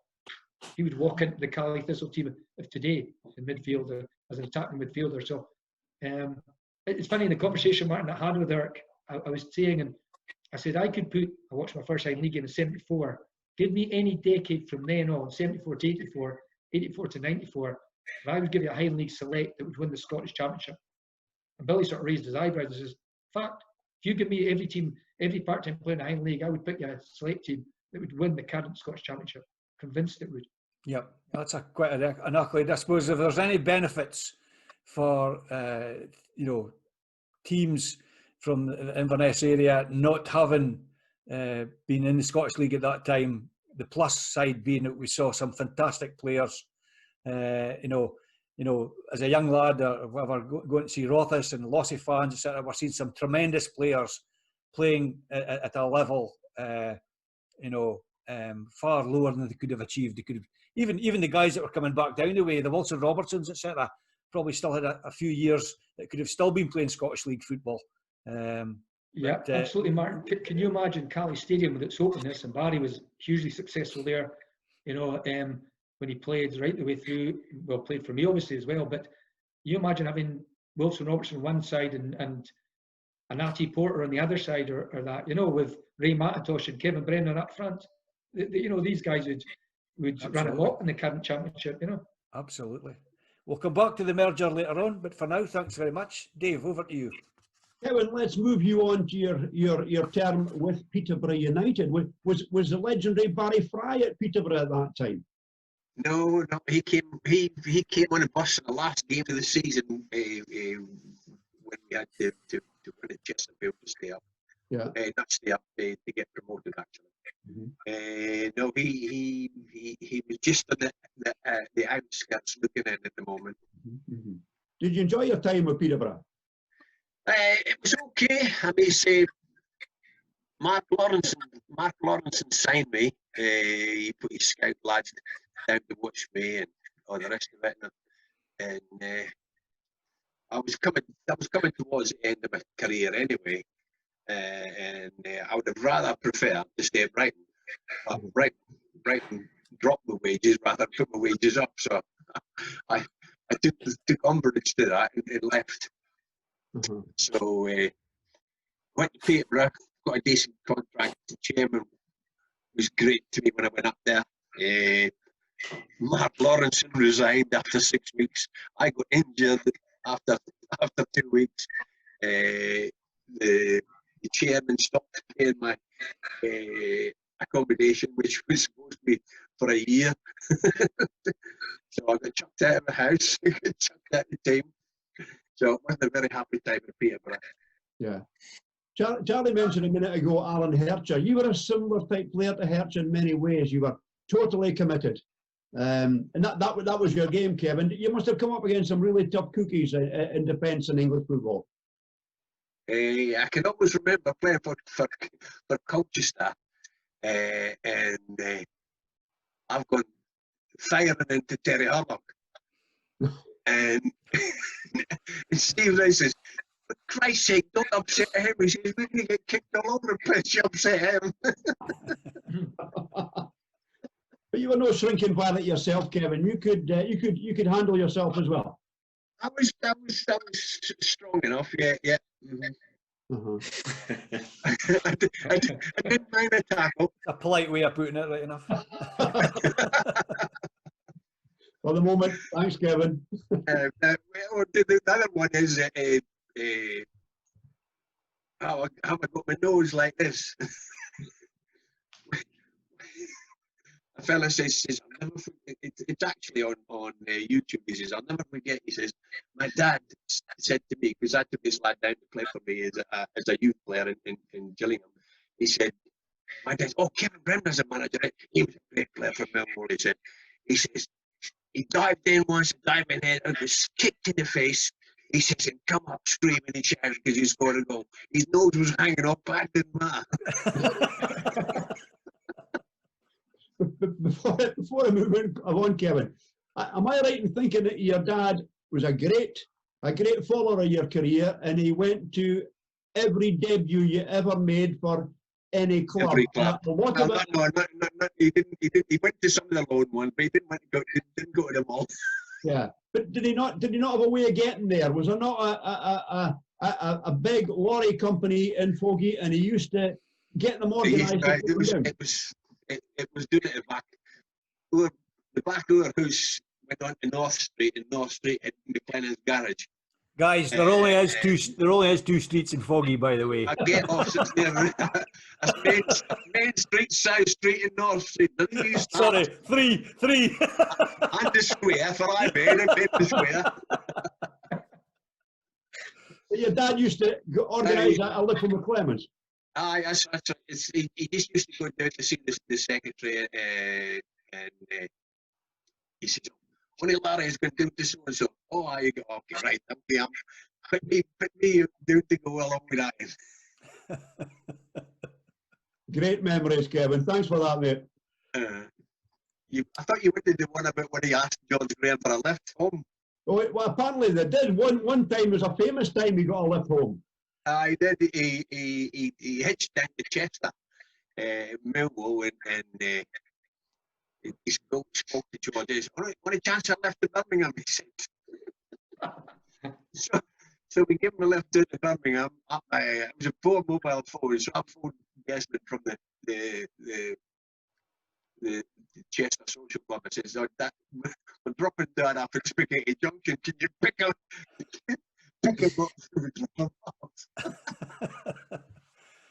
That's very interesting, Kevin. It strikes me that, I thought it was madness that Pelé once thumbed a lift to Wembley on a lorry, but now what I'm hearing is this isn't unique. It's a thing about the northeast by the sounds of things.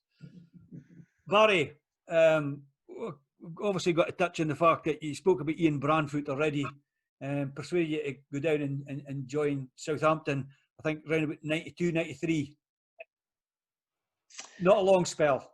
No, it was another one where Southampton came up and watched me a couple of times, and one of the games was actually against Carly in the North of Scotland Cup semi-final, and so I got word that I went down for a trial and they wanted to sign me, and I kind of hummed and hawed, and it's I was quite a quiet young loon at the time, and it was obviously felt like the other end of the world. But I thought, it was too good a chance. The Premiership had just started in 1992, and yeah, it was a chance. When I moved down, they kind of, as a club, they put me in digs with a family with two young girls, and I always felt that when I went back from training, I was doing nothing except sort of pine for home. I had no interaction. The English lads, most of them kept themselves. In fact, the one actually who was probably the most friendliest, and Kevin's mentioned him earlier, was Terry Hurlock. He was at Southampton at the time. He kind of took me under his wing for pre-season. But as the season was going on, I think it was about October time, and I moved down in June. I just had enough. I wasn't enjoying life. It was beginning to affect my football. I was playing in the reserves, and so I went and spoke to Ian Branfoot and just said, "Look, can I get a light away?" And he said, "Well, we're not letting you go. We've got hopes for you. So whoever comes in will need to buy you." I think they paid 25,000 to Ross County. So he said, "Whoever comes in is going to have to buy you." And he even not as a bribe or a sweetener, he said, "Look, would it help if I played you in the first team? You're doing well in the reserve. Well, and I was like, no, because that'd be false. I wouldn't go and do it under false pretenses. I'm not happy, and I wanted to leave. So my dad then got in touch with a businessman from Fife, and because County had spent the 25,000 very quickly, I think Gordon Conley must have been after a new deal. And so he got this businessman to pay back the 25,000 with a premise that obviously if I was sold on again, then we'd get his money back. So I moved back to. When I came back, I went to Hearts for about 6 weeks on loan. Joe Jordan was the manager, and at the end of the 6th week, Joe said, "Come back again next week." And I asked him, is there going to be a contract? Oh, he said, "Oh, just want to see if you could settle in because you didn't settle at Southampton." I just said, "I'm from Fife. I'm a Fifer. Yeah, I'm travelling 20 minutes across the road. I'd be all right." I said, "I'll tell you what, I'll just leave it." And I went up and I signed for Ross County, and then played the last part of that season with County, and then they got into the league in '94. A season and a half with Ross County, and then they got into the league. Yep. So they had a good Scottish Cup run that season as well. I think that probably did them no harm. Did you take part? We were talking about this on the very first show with Donny McBain. Did you play in the game against St Cuthbert Wanderers? Yeah, the 11-0 game. You're talking about post-match drinks, and I was telling the guys that my recollection, the referee, and you'll remember this guy because I think he was a friend of your dad's, Graham Tran. Oh yes, he's a Fifer. Yes, he is for Kirkcaldy. The late Graham Tran, and he says to me before the game, and sorry to the viewers for repeating this story, but he says, "Go and come into the wee dressing room with me a second. We'll make on. We're looking at the strips, but just come in and see what you think." I'm not quite with what he's saying, so I follows him into the dressing room, and holds up the strips. What you think? I say, "Oh, that's fine," and he hangs it back up. He goes back. He says, "Can you smell anything?" I says, "Stale vodka." I mean, I'm from Rothes, so I know it's stale alcohol smells like. Yeah. And he says, "I think they must have been having a party last night." And I think that's exactly what had happened. They treated it like that. It was their one game in the Scottish Cup, but I think it slightly underestimated how good Ross County were. Yeah, a funny story. My dad went to watch St Cuthbert's the week before, and he came back and he told the players and everyone, "Oh, no, this is a good team, by the way. We're going to have to be at our best here."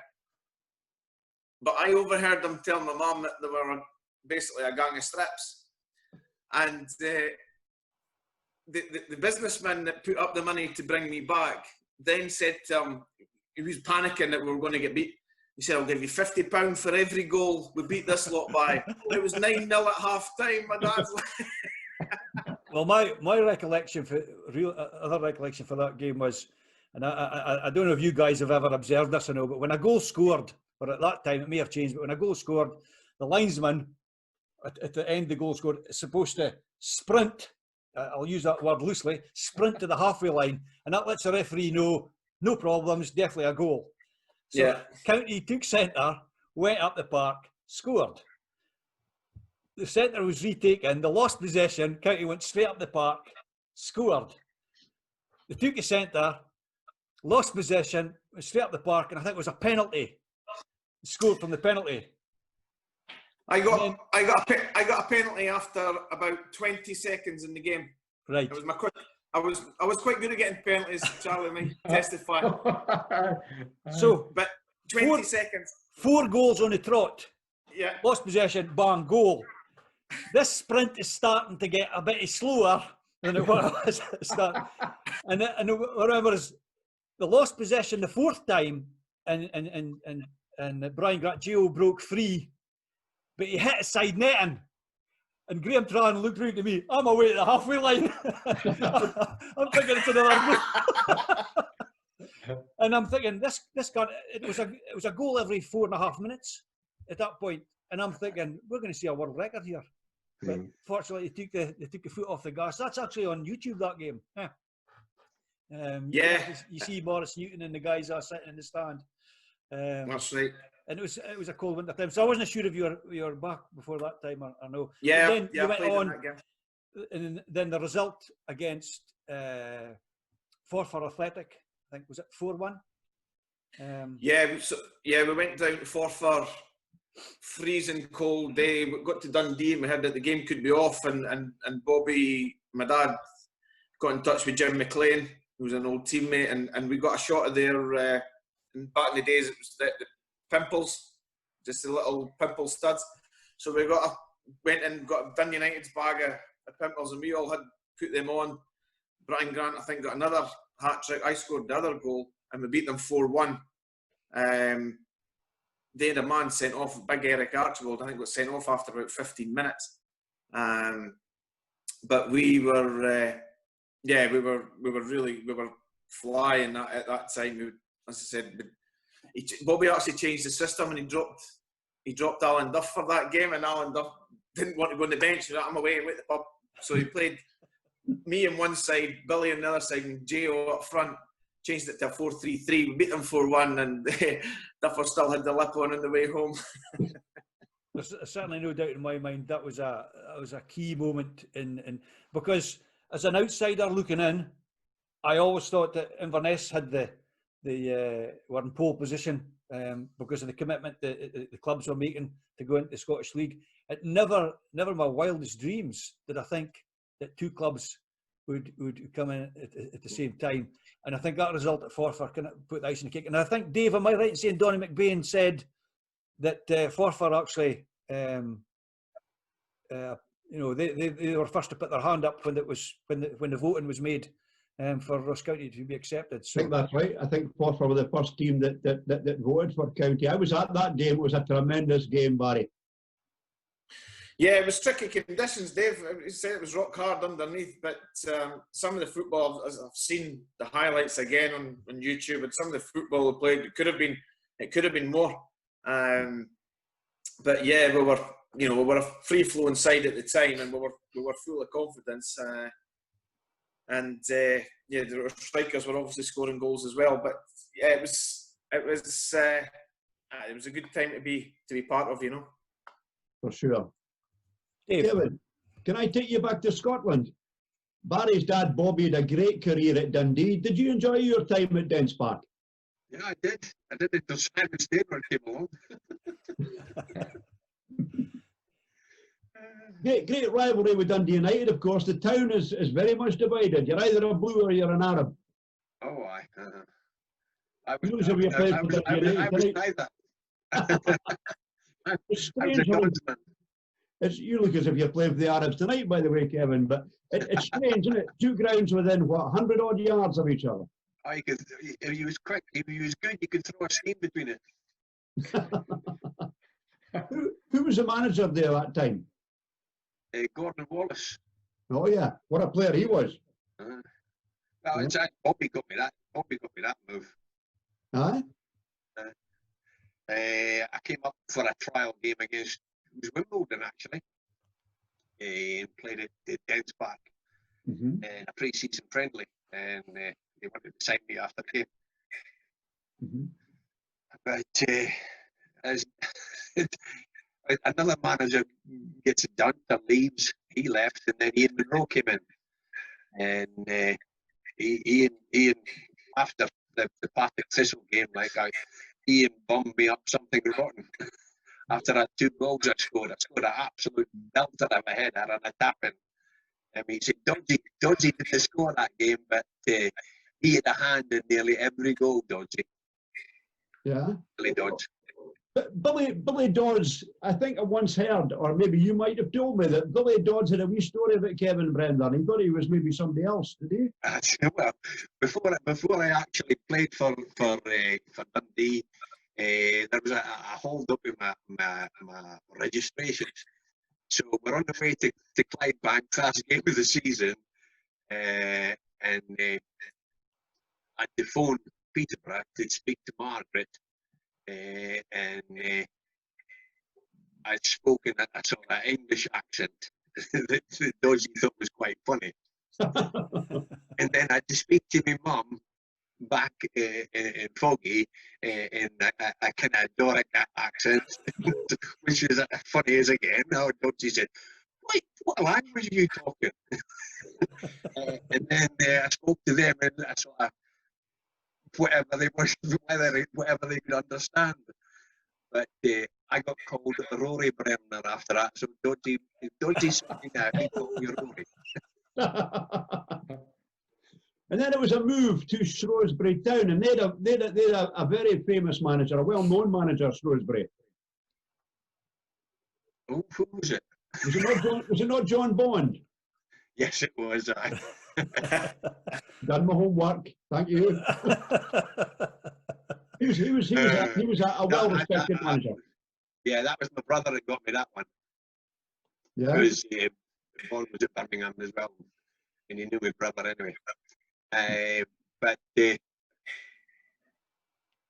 was a way that Simon Steinrod got rid of me. I didn't like before I went to Shrewsbury.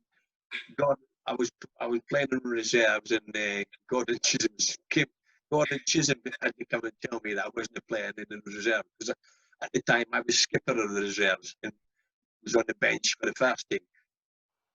And Gordon Chisholm said, "No, you're not playing." And the manager doesn't want you at the club. Oh well. So our boots will travel again and off to Shrewsbury. Yeah. That was Gay Meadow at that time, the pitch. I've been there. It was a lovely ground. Aye. Mm-hmm. And no, it was okay. I scored a couple of goals there as well. It's nice to score at every club you've been at, even on the months slow. It must be a record of scoring for 5 different clubs in one season. But that was the 82-83 season when I went Colchester, Birmingham, Wrexham, Plymouth, and then signed for Millwall. Yeah. And three different divisions. Great memories for you, Kevin. Oh, aye.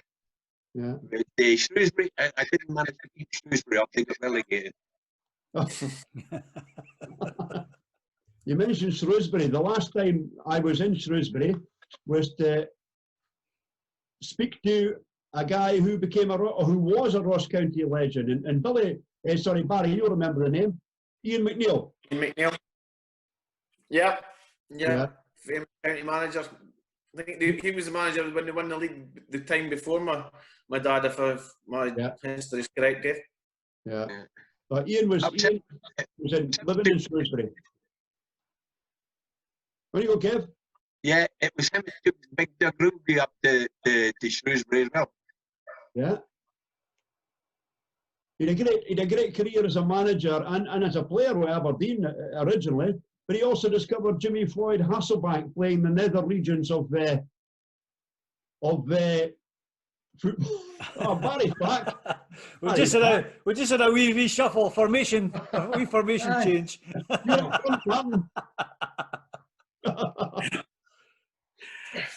Jimmy Floyd Hasselbank, they discovered him playing in the nether regions of, was it Dutch football? I think Ian McNeill found him. When he was at Chelsea. Yeah. Okay, back to you, Martin. Thanks. Right, stay where you are, guys. Don't move about. Charlie, we can't have you on the show without obviously touching on the Inverness merger. Obviously, very controversial at the time.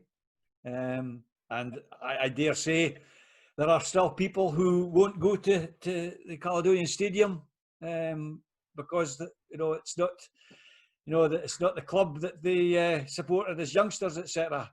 And you were right in the middle of it all. Tell us about your experiences at the time. To be fair, Martin, not good ones. You're right. It was a lot of animosity going about, which was really sad, considering it was should have been such a high point for Inverness football, to be honest.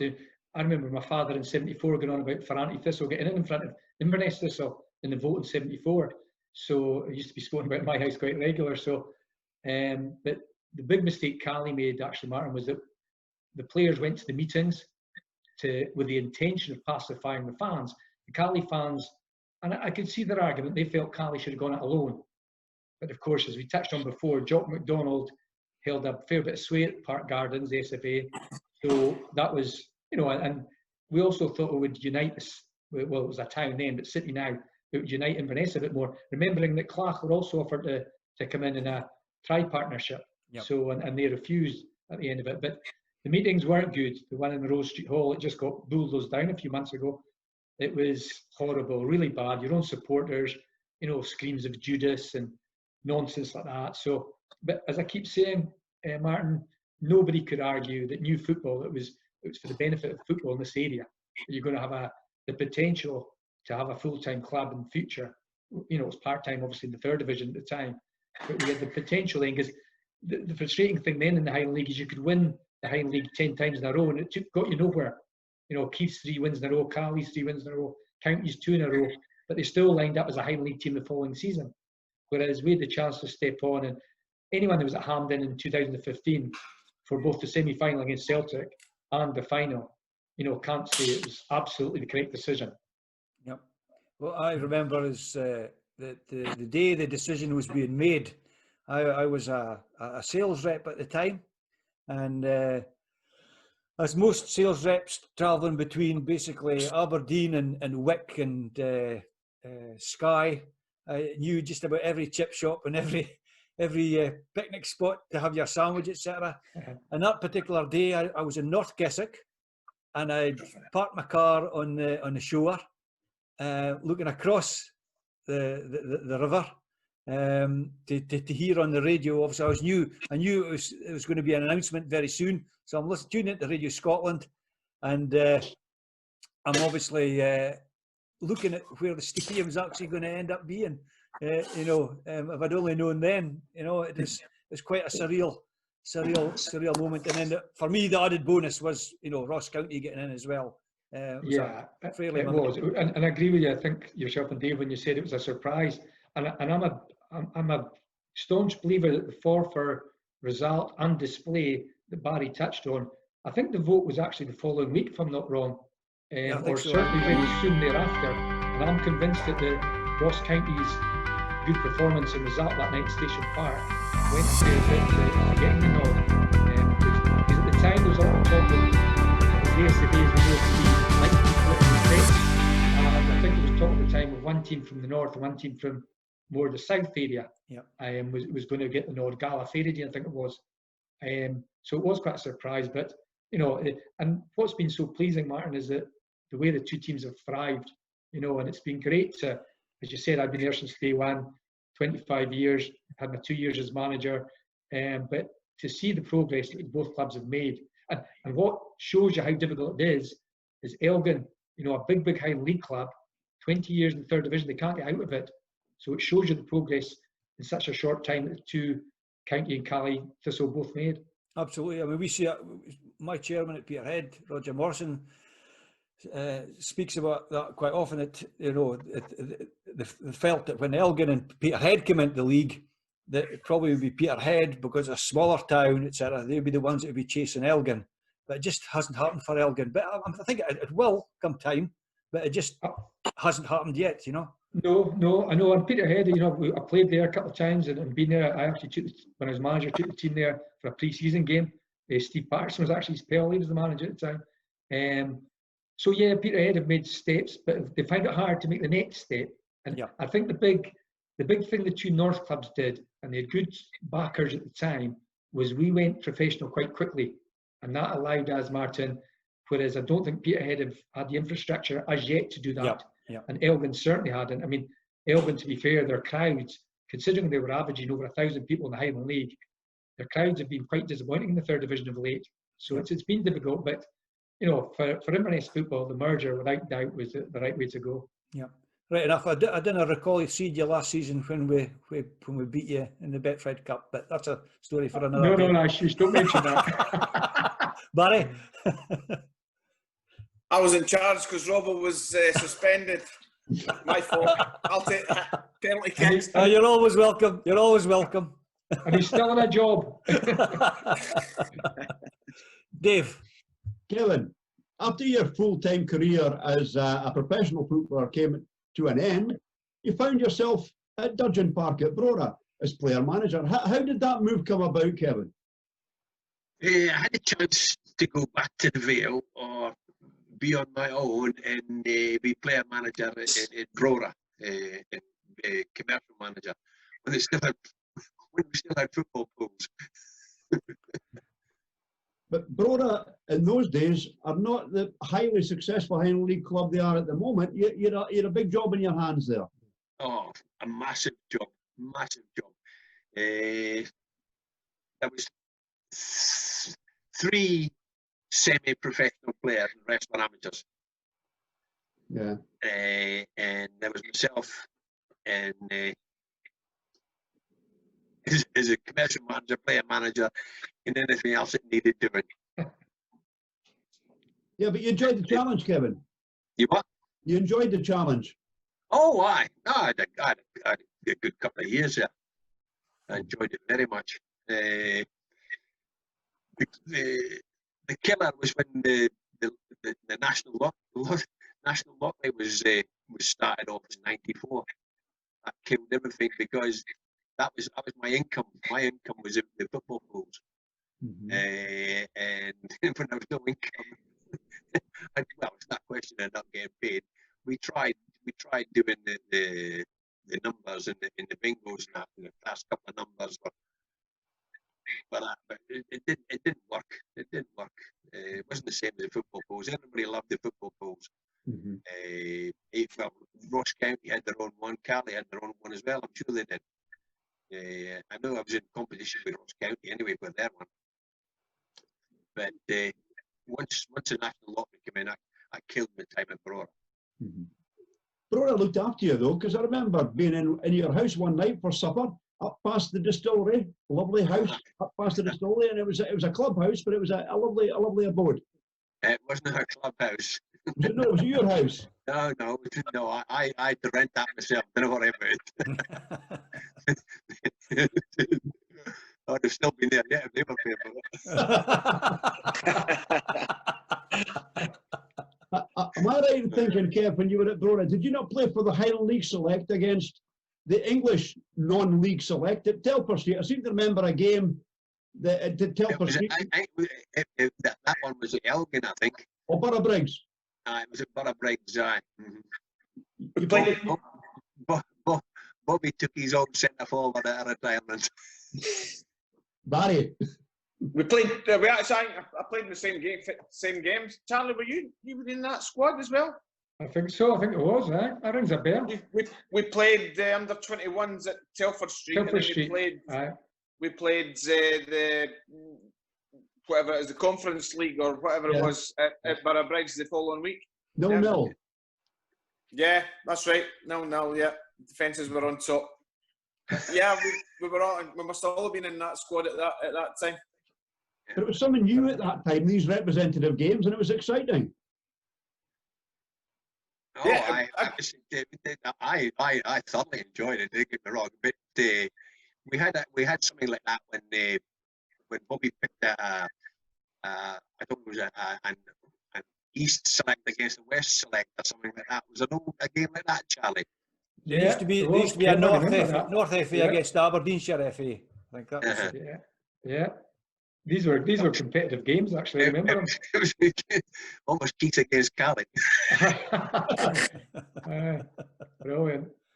Happy days, boys. I think there's a famous story there, actually, a Robbie Warner story, that when they announced the Aberdeenshire, when they announced I think it might have been the Highland League Select, actually. And I think the story goes along the lines that I think there was 7 Keith players in the Highland League Select that your dad had picked, and there'd been a Highland League meeting on the Thursday night, and some of the clubs were bemoaning the fact that there was 7 players for Keith, and Robbie Warner says, "Well, boys, just be thankful he's still nae the manager of Lossy."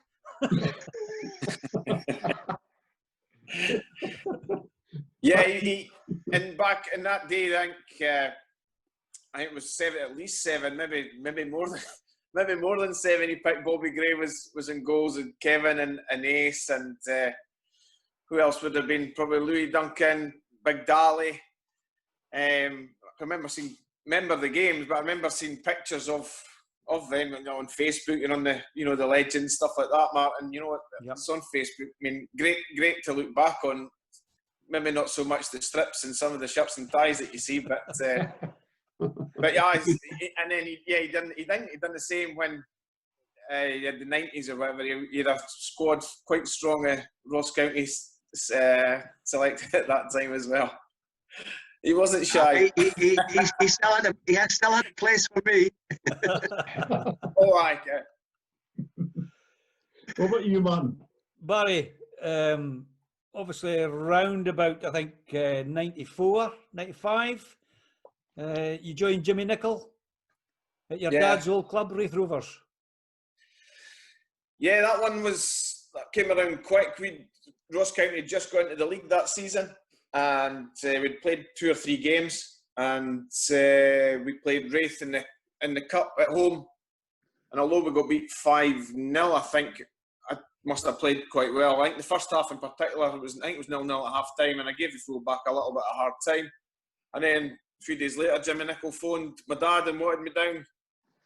I think I went on trial to start. We went for a few days trial, and then signed me for there. And I don't know whether the guy got his money back. I think it was, I can't remember, was it 40,000 or something at the time? So I'm hoping that Davey, the guy that paid me back from Southampton, got his money back anyway. And then the upshot was, obviously Raith went on to win the League Cup that year, and I was obviously cup tied because I'd played against them in the earlier round. So that was a wee bit unfortunate, but we obviously went on to win the league as well, and then got promoted to the Premier League. So great manager, Jimmy Nicholl, loved working with him. And when he left to go to Millwall, kind of things started just falling away a little bit at Raith after that. So you would have had a season in the Premiership with him? Yeah, I didn't. Funny, there's these things are on, and I played a lot of games in the Championship in my first season. I actually scored 2 in my debut. We got beat 5-2.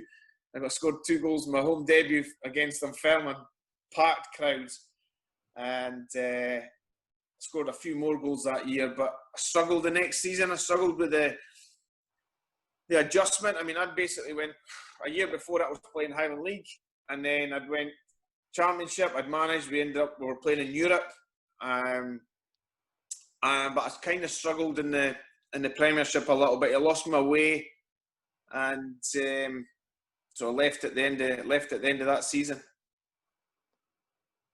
But good days all the same. And how was it? What was it like to play for Jimmy Nicholl? I know what it's like to run a line with Jimmy Nicholl sitting in the dugout behind you. That's hard work. Doing your job for you, Martin. He was a great manager, great man. Not a bad word to say about him. I love my time with him. If there was any problems, he would just grab 2 balls out the boot room, fling you a ball, and take you out onto the pitch, and he would knock a ball to you, right, try and hit that ball, and you would do it, and you'd walk along, and you'd take a wee seat for 5 minutes and talk away. My biggest regret with Jimmy was that he dropped me for the 2 games against Bayern Munich. That was probably one of my regrets in my career. I never got to play against Bayern Munich at home or at the Olympic Stadium, which would have been obviously quite a highlight. Absolutely. But my form dropped just before that. I actually scored the goal that got them the tie. The third goal against the Crannies of Iceland. Won 3-1 at home. I made it 3-1. I lost 1-0 away. But between the 2 games, my form just didn't even drop, to be honest. I just went off the edge of a cliff. And I didn't even make the squad of 16, which was at the time. I probably never recovered from that, being honest. Dave? Were you in Munich that night, Barry, with the score at half-time, I believe, was Bayern 0, Raith Rovers 1? Yeah. Travelled. We took a 18-man squad, I think it would have been. I think there was 5 subs allowed back in the day for European games. And myself and big Robbie Rayside were sitting in the stand. Went 1-0 up. Had a couple of little half chances to go 2-0, and it was incredible. I mean, the Bayern team was just ridiculous. Klinsmann, Matthias, these types of players, it was a phenomenal side. And then Wraith Rovers are 1-0 up at half time there. It was incredible, you know.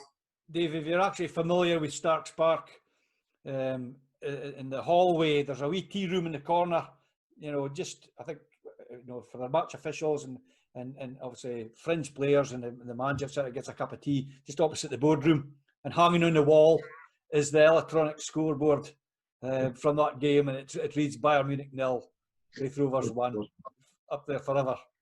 Wonderful, wonderful. Moving from Olympic Stadium Munich to Princess Royal Park in Banff. Kevin, back to your home team, really, Devon Vale as player manager. It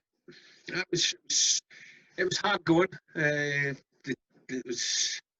wasn't a lot of players left, and I had to promote a lot of the young lads from the youth team. Vici in goal, Rattley played sweeper, Tani played centre half, Ross McLean centre forward, and we just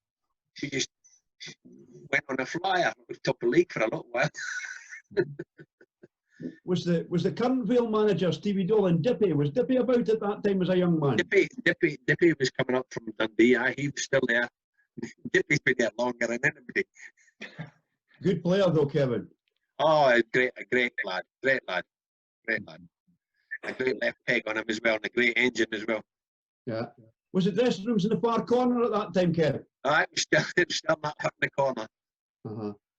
And a curtain across for the referee's room. There was no door, just a curtain. The referees used to get. We used to take. It was kind of difficult. I don't want to be disparaging against the linesman, but you know, Robbie Ness and his Shaw and guys like that. There wasn't a lot of room in the dressing rooms, and so what we used to do, we used to say, right, one guy gets changed in the shower, the other guy got changed there, and the third guy, he went out and got changed where the Vale guys had, where the Vale shower room was. You know, there was a curtain there. There was no room for three. Obviously designed. Well, actually, it was a bit like the Ross County changing room for the referees for a long time. I don't know if that's changed or not. But I remember going in there the first time when the new facility. I think your old man was actually tiling the walls, Barry, at the time. And I went in. I'm thinking. He says, there was a slight cock up in the drawings. This is supposed to be a cupboard. But back to Princess Royal Park, Kevin. It was tough in the pitch, but there were some real characters off the pitch. I'm thinking of guys like Dugan, Duncan, Biz, Fader. Oh, aye. Great people. It was like last of the summer wine. The lads had cleaned it. The lads had, that's what they're called. They're called last of the summer wine. There's Dugan that cut in the pitch, Biz, it did everything else, and Dave, and Fader, Stuart McPherson's dad was the kit man. Yeah. And they were all part of the last of the summer wine, we called them. Were you involved in opening the new floodlights at Princess Royal Park, Kevin? I remember your brother Des played in the game. Did you play in it as well? Oh, I did. I played the game. You know, I played in the game. I won the match. I know you did. It was a rainy, wet night. Oh, it was a horrible night, wasn't it? Right. Yeah. Pouring with rain. Yeah. But it was a great step forward. I gave the Aberdeen boys a right run for their money that night. It was a big step forward for Devon Vale to have their own floodlights, though. Oh, anything was a big step for Devon Vale. But they had a very loyal band of supporters. I'm sure when you were a young man, you were part of what they call the Valley Crew. The Valley Crew, we sing this song, super, super. The Valley Crew, we sing this song, super, super Vale. Now, you never forget that, Kevin, do you? No. You were a proud member of the Valley Crew. Yeah, and Norrie McBain, who was my hero when I was watching the God Rest His Soul. When I got in the side, I was actually playing in the same team as Norrie in '76. Yeah. But poor Norrie is not with us anymore. I have to say, Kevin, that's a much better song you have there than what we had to sing at Rothes, Dave. You know, we won the league in 1959. It was a bit embarrassing in 1978 when you were singing that in the terracing. Slightly. Thanks for that, Kev. No worries.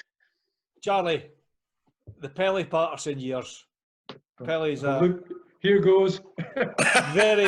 Pelly's a very, very good friend of mine. And I'd like to think I was instrumental in him coming down to Formartine a few years ago. But I obviously want to speak to you about the Pelly's time with Inverness, and that obviously that famous cup win over Celtic. And we'll come back to you with this as well, Barry. I don't want to encroach in Dave's territory here, but I think this is more a group discussion than just a one-to-one. But we'll kick off for you first of all, Charlie. Your memories of Pelly. Brilliant, Martin. Absolutely great. I mean, I don't say a bad word about the guy. I really don't. And listen, we all know the man's got his demons, and he's let himself down on occasions off the park. But what he did with Callie Thistle was phenomenal. It's an argument to say, Martin, that he's done what nobody else at the club, the other managers, could have done, including myself, and I was lucky enough to be one of them.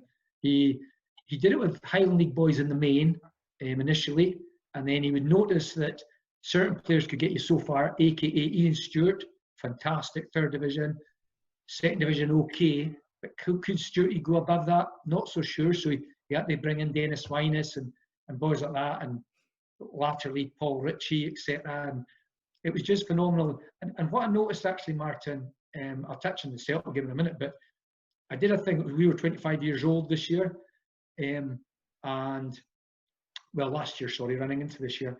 But I did a thing about our 25 year select team, best 11 in the 25 years, and you had to have played 150 games to be allowed to be selected.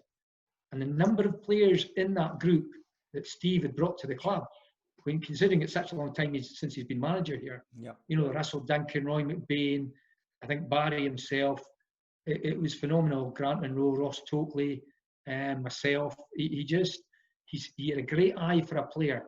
And again, football-wise, he liked to play the right way. He wanted to play in the front foot. And the game in 2000 at Parkhead just, you know, summarised him to a T. Very little spoken about Glasgow Celtic, the best team in the country. Not a lot said about them. It was all about how we could play. I remember speaking to me, and he wasn't great one-to-one, to be honest. You know, he basically laid out what he wanted you to play, but he put trust in his players. And he spoke to me very briefly and says, Charlie, we need you to get on the ball. He says, you need to take it in midfield. And because he wanted to play through the midfield, he didn't go from back to front much at all. And we had a couple of players actually out that night. I think Barry played in an unfamiliar position. I think he played off Dennis Winus, I think, up top. And it was just terrific, but a great guy. I read his book one night, Martin. This is a true story. And wife who's through in the other room, she'll tell you this.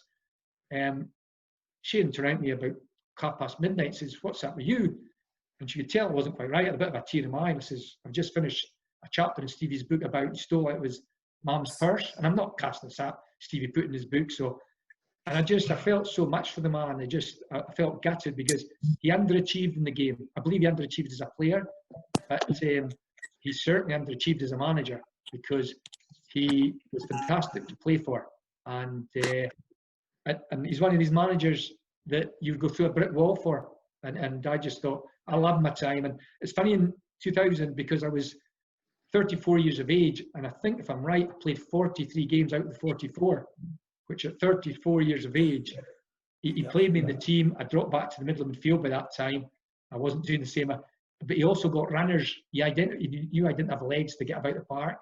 So he brought in the Mark McCullough, the Paul Cherries, the guys that had better legs, and they would do a bit of the groundwork for you, and it let you play when you got on the ball. So tremendous guy. And as I say, 2000 was, and of course, what made it an even special night for Steve that night, Martin, was he had us on at 16-1. So I think it wasn't just his win bonus that he cracked it with, you know. Allegedly. He came up to me, it was the first thing he said to me after the game. And of course, I was lucky enough, rightly or wrongly, to get man of the match. I got my champagne, and having been there earlier in my career, it was a big night for me, and my family were down. You know, Ryan was I think 5 years old in the stand with my wife. But first thing Pelé said, I'm waiting for him to come up to me and give me a hug and say, well played and great. Magic, he says, Charles, magic, 16-1. I thought, fair play to you, Pelé, you know. But a great guy. We've invited him through myself and Graham Bennett. Graham's a good friend of Stevie's. And he was actually, believe it or not, guys, he was coming through, and Barry won't know this, he was coming through in the game against Dundee United the weekend after the lockdown. He was coming through as our guest. We were all looking forward to seeing him. We're all as usual, Mark, we were worried about how we get home, but hey ho, but no, a great guy. And a great manager. Let's not forget that. Absolutely. And I lost the game. We spoke about this the other week, Dave. I think you said that, you know, if anything else, he would make a tremendous scout. Yeah, Pellé's the most honest guy I've met in football. Be that good, be that bad, and it was sometimes against himself. He was too honest. But his nephew is Kevin. You'll maybe know this. His nephew is director of football at Brighton and Hove Albion. Kyle Macaulay. His dad Donald Macaulay played for Rothis at midfield at one point. But Kyle Macaulay is now director of football at the Bluebirds at Brighton, and Pelé wouldn't surprise me if Kyle gets on to Pelé and say, look, Uncle Stevie, I'd like you to have a look for players, because Pelé could always identify a player. He could spot a player a mile away. I'm sure you'll agree, Charlie. Absolutely, Dave. I think it was I'll be honest, Dave, I actually think it's the most important thing in management. I think identifying players. And as Duncan Shearer once said to me, he says, Charlie, we all want to make our teams better, and we all got playing, and philosophy is the buzzword at the moment, and the way I want to play is certainly a million miles from the way Terry Butcher wants to play the game. But if you're successful, it's all relative. But Steve's biggest thing was identifying what he needed in a team. You know, did you need a runner? Did I need an over? Bobby Mann, Bobby, as we know, carried a bit of weight. Wasn't the quickest by any means. But by God, he changed our system to accommodate Bobby Mann, and we won the league because of it. Went from a 4-4-1-1 to a 3-5-2. So he had a left centre-half, I think Grantham Rowe, and a right centre-half, Stuart McCaffrey, and he had Hastings and Tokley as the wing-backs. And he did that because he needed Bobby Mann in his team, because he knew Bobby could take the ball from the back and create the play, and that's the way he wanted to play. And his eye for a player was for, and it's great, Dave, actually, because he's actually one of the guys that texts me when the young fella does so well. I get texts from Pelé, and it means so much when a guy that knows so much about the game. You know, he texts me after the League Cup final, he texts me after one of the European nights that Ryan got man of the match, and I thought I was actually over the moon to get that text from a guy that knows the game. Brilliant, brilliant. Barry, I was there that famous night at Celtic Park, but if I remember rightly, we were all there on the Saturday before. Was the game not cancelled because there was a bit of problem with the roof for the Celtic stand on a windy day? Aye, some of the fun had fell down, or was threatening to fall down, and so health and safety reasons kicked in, and we went back up roads, and 10 days later we came down, and probably done us a favour. The week after that, they actually got beat from Hearts 3-2. They were 2-0 up and got beat 3-2, so they came into our game a little bit nervous. And as Charlie touched on there, Pell was never one for talking about the other team. He wouldn't watch them. He wouldn't go and send a scout, and it would be all about what we done. You know, how we could beat them. He would have a rough idea how they would play, but it would be all about, this is how we think we can win the game. We play at our best, we'll have a chance. And even that night, he was similar. You know, we're 2-1 up at half time, and he still says, "There's more goals in this for us. There's more goals in it."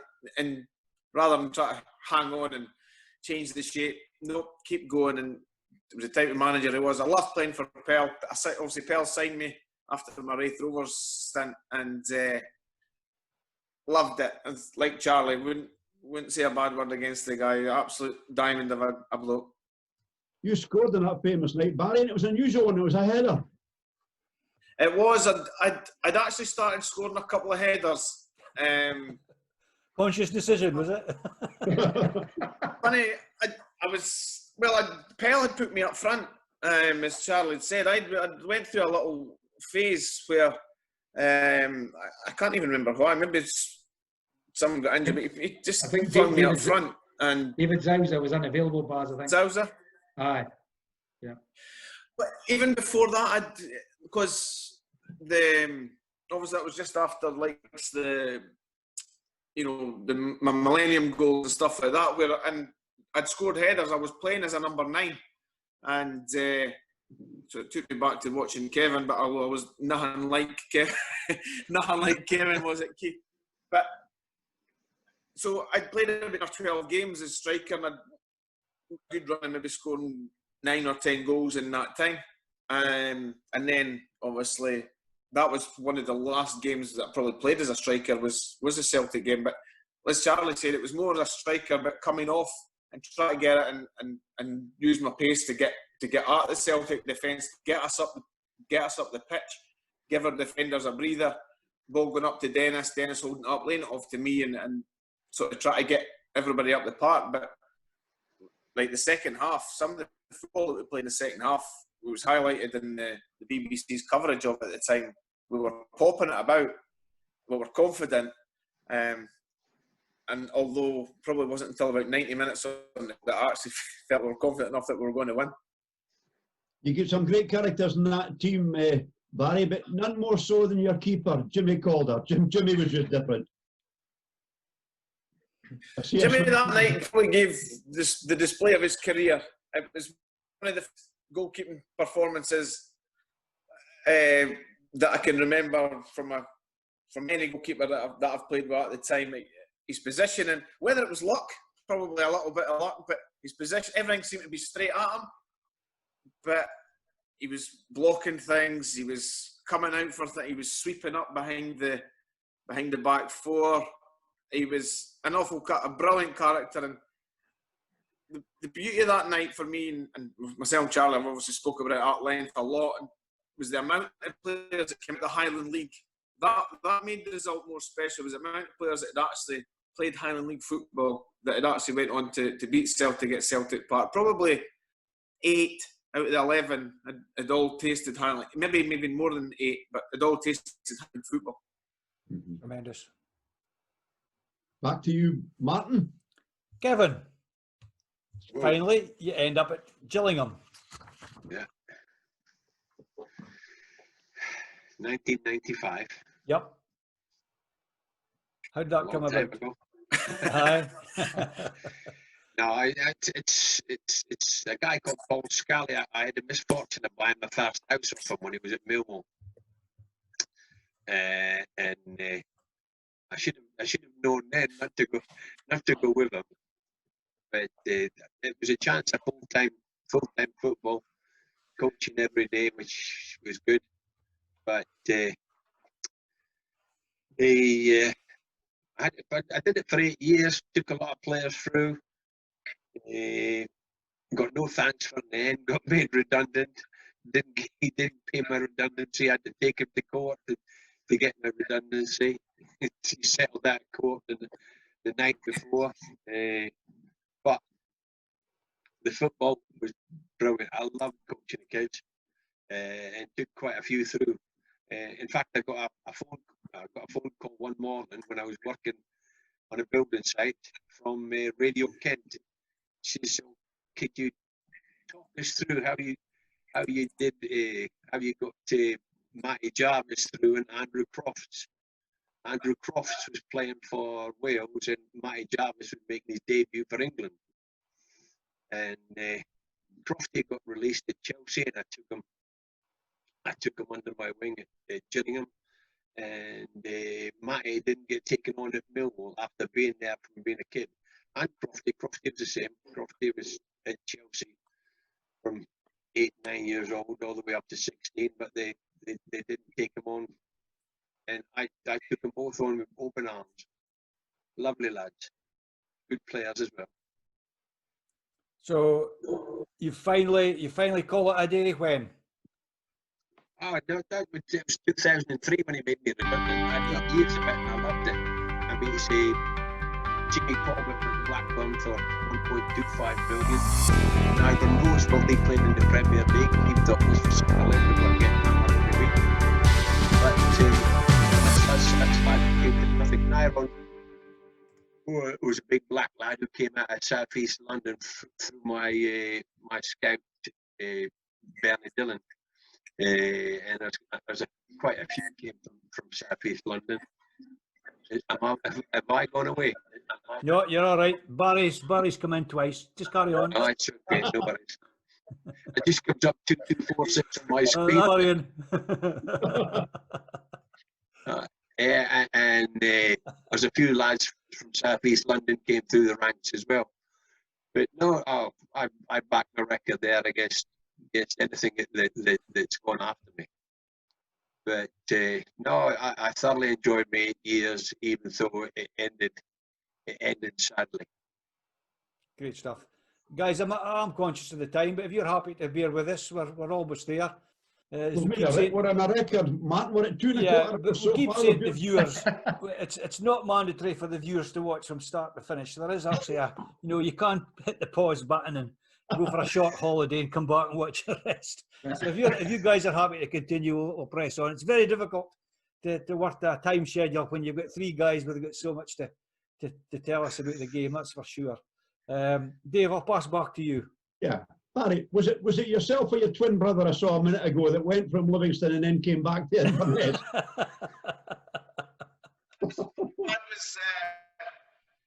iPad was given up, Dave. Was about 1% left, so I've switched onto the laptop now. So. Good man. But Livy, you enjoy your time at Livy? Yeah, the great time.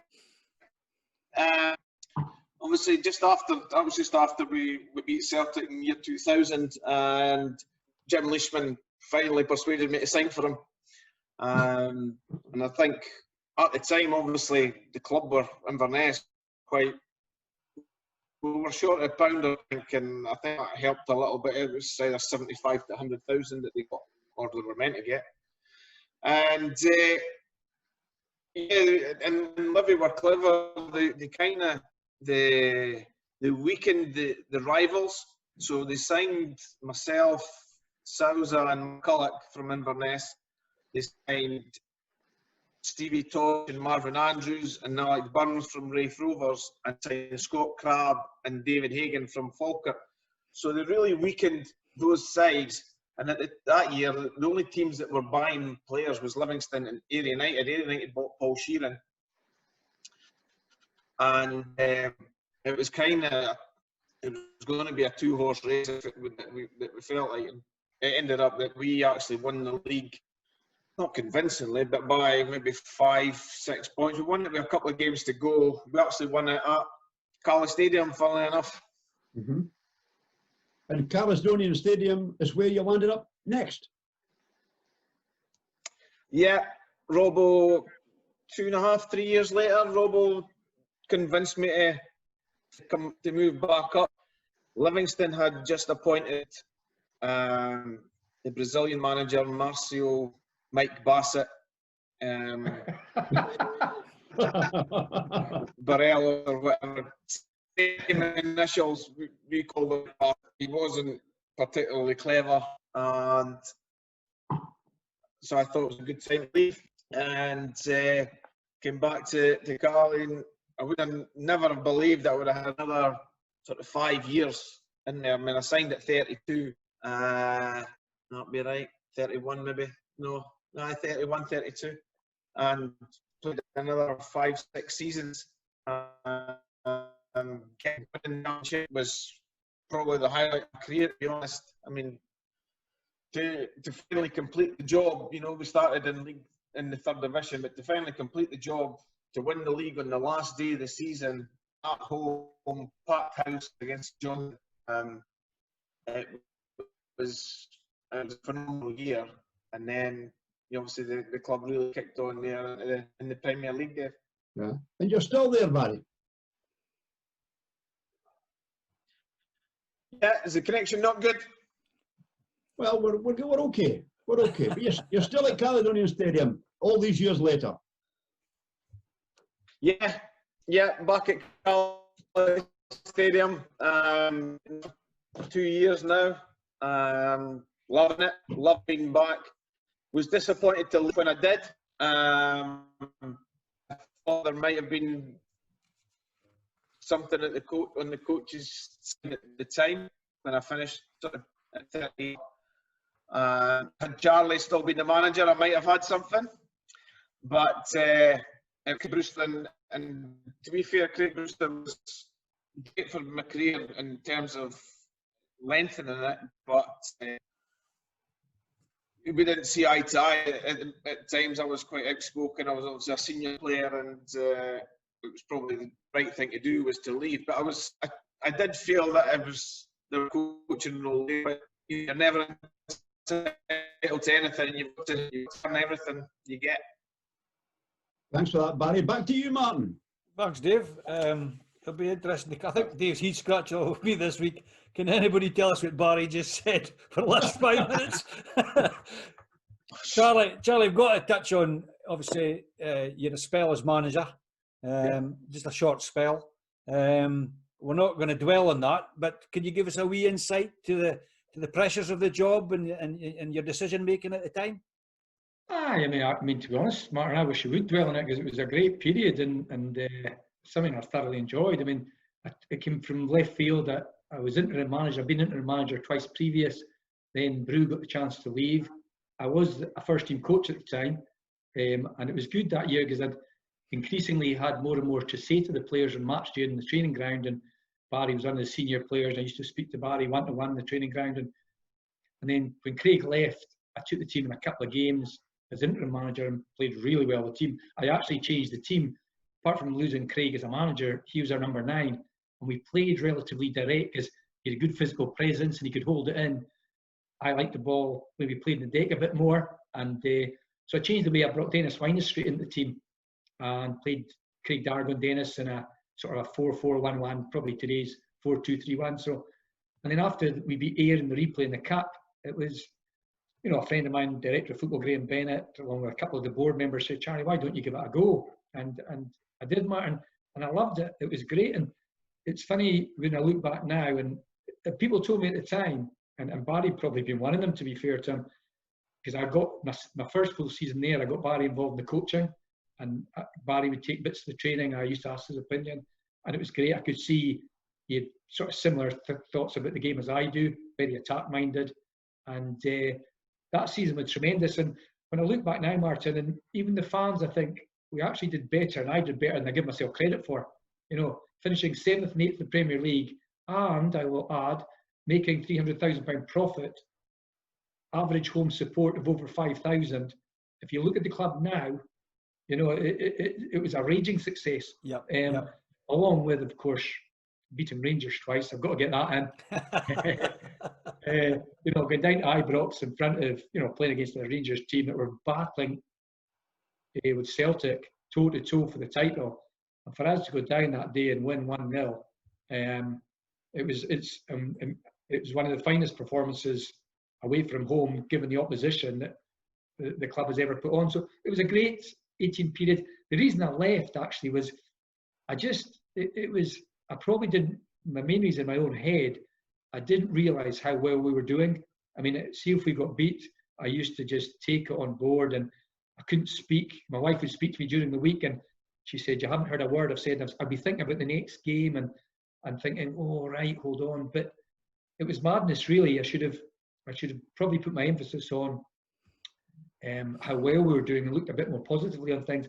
And the other big thing, Martin, I think that probably worked against me was a lot of the boys in the changing room at that time I'd been teammates with, you know, so I was leaving guys out of the team. I had an unbalanced squad. I had too many midfielders in the squad at the time, and I was leaving boys out that I'd actually shared a changing room with, and that made it more difficult. In hindsight, I think if I'd gone away for a year, 2 years, worked somewhere else, and come back, I think it probably would have worked better and for longer. But as I keep saying, and I say quite smugly, the club take both quarterfinals of the Cups, 8th in the Premier League, and 300 grand profit these days. I somehow think they would. Absolutely. I've no idea what you're doing, Barry, just now. Will you stay? Can you stay at peace for this 2 minutes? Is that any better? Well, we'll tell you a couple of minutes, but you were on the ceiling at one point there. Yeah. I mean, Charlie, fantastic opportunity for a local boy to manage his club. Tremendous achievement, and you know, you should get nothing but plaudits for having the guts and the determination to give it a go. There's no doubt about that. Aye, cheers, Martin. And to be fair, I thought it was, I mean, the club would probably say it proved to be the right move. I think after the 18 months, when we finished the second season, my first full season in charge, I did have the board, and they obviously had doubts. There were some board members, I think, because of my inexperience, had doubts about the whole thing. But no, it was a great period, and I probably pulled the plug in it too early. And I've had 7 or 8 offers since at different levels to go back into management, and I've met some really good people in the game, and I've thought long and hard. But I think I'm so attached to the club now, and also a big thing now for me has obviously been the development of the young fella. I mean, a big part of my life now is watching him play football. Yeah. I mean, I'm very fortunate in my job. We've got the youth games on Saturday and Sundays, and I can quite often tie that in. If the youth teams are playing maybe Partick Thistle, I can be at Parkhead on the Saturday and taking the youth games on the Sunday. So it goes hand in hand, and that's a big part of the family's life now, and rightly so. You know, Barry's mum and dad have had it, and Kev's mum and dad have had it through Kevin and Des. So, you know, it's been great. But no, I look back on it, and the only thing is, I certainly look back and say, you pulled the plug in it a wee bit too soon. And one or two of the players that were in my squad at that time had phoned me up and told me that. You know, John Rankin, I had a conversation with him, Graham Bain, who was tremendous on the phone. Barry said it to me a couple of times, and because we had that season, Martin, we played some phenomenal stuff. I mean, I remember we beat Hibs at home. I talk about the Rangers games a lot, but we beat Hibs at home 3-0 at the stadium that year. John Collins was the manager, and we wiped the floor with him. It was 3. I think Barry scored that day. It was 3 going on 7, and you know, good days for the club. Great memories to you. Great memories, Dave. Kevin, more than a decade after you hung your boots up in anger, you became a star of the silver screen. You became a real big star in the advertising world. Tell us about that. Were you upskilled?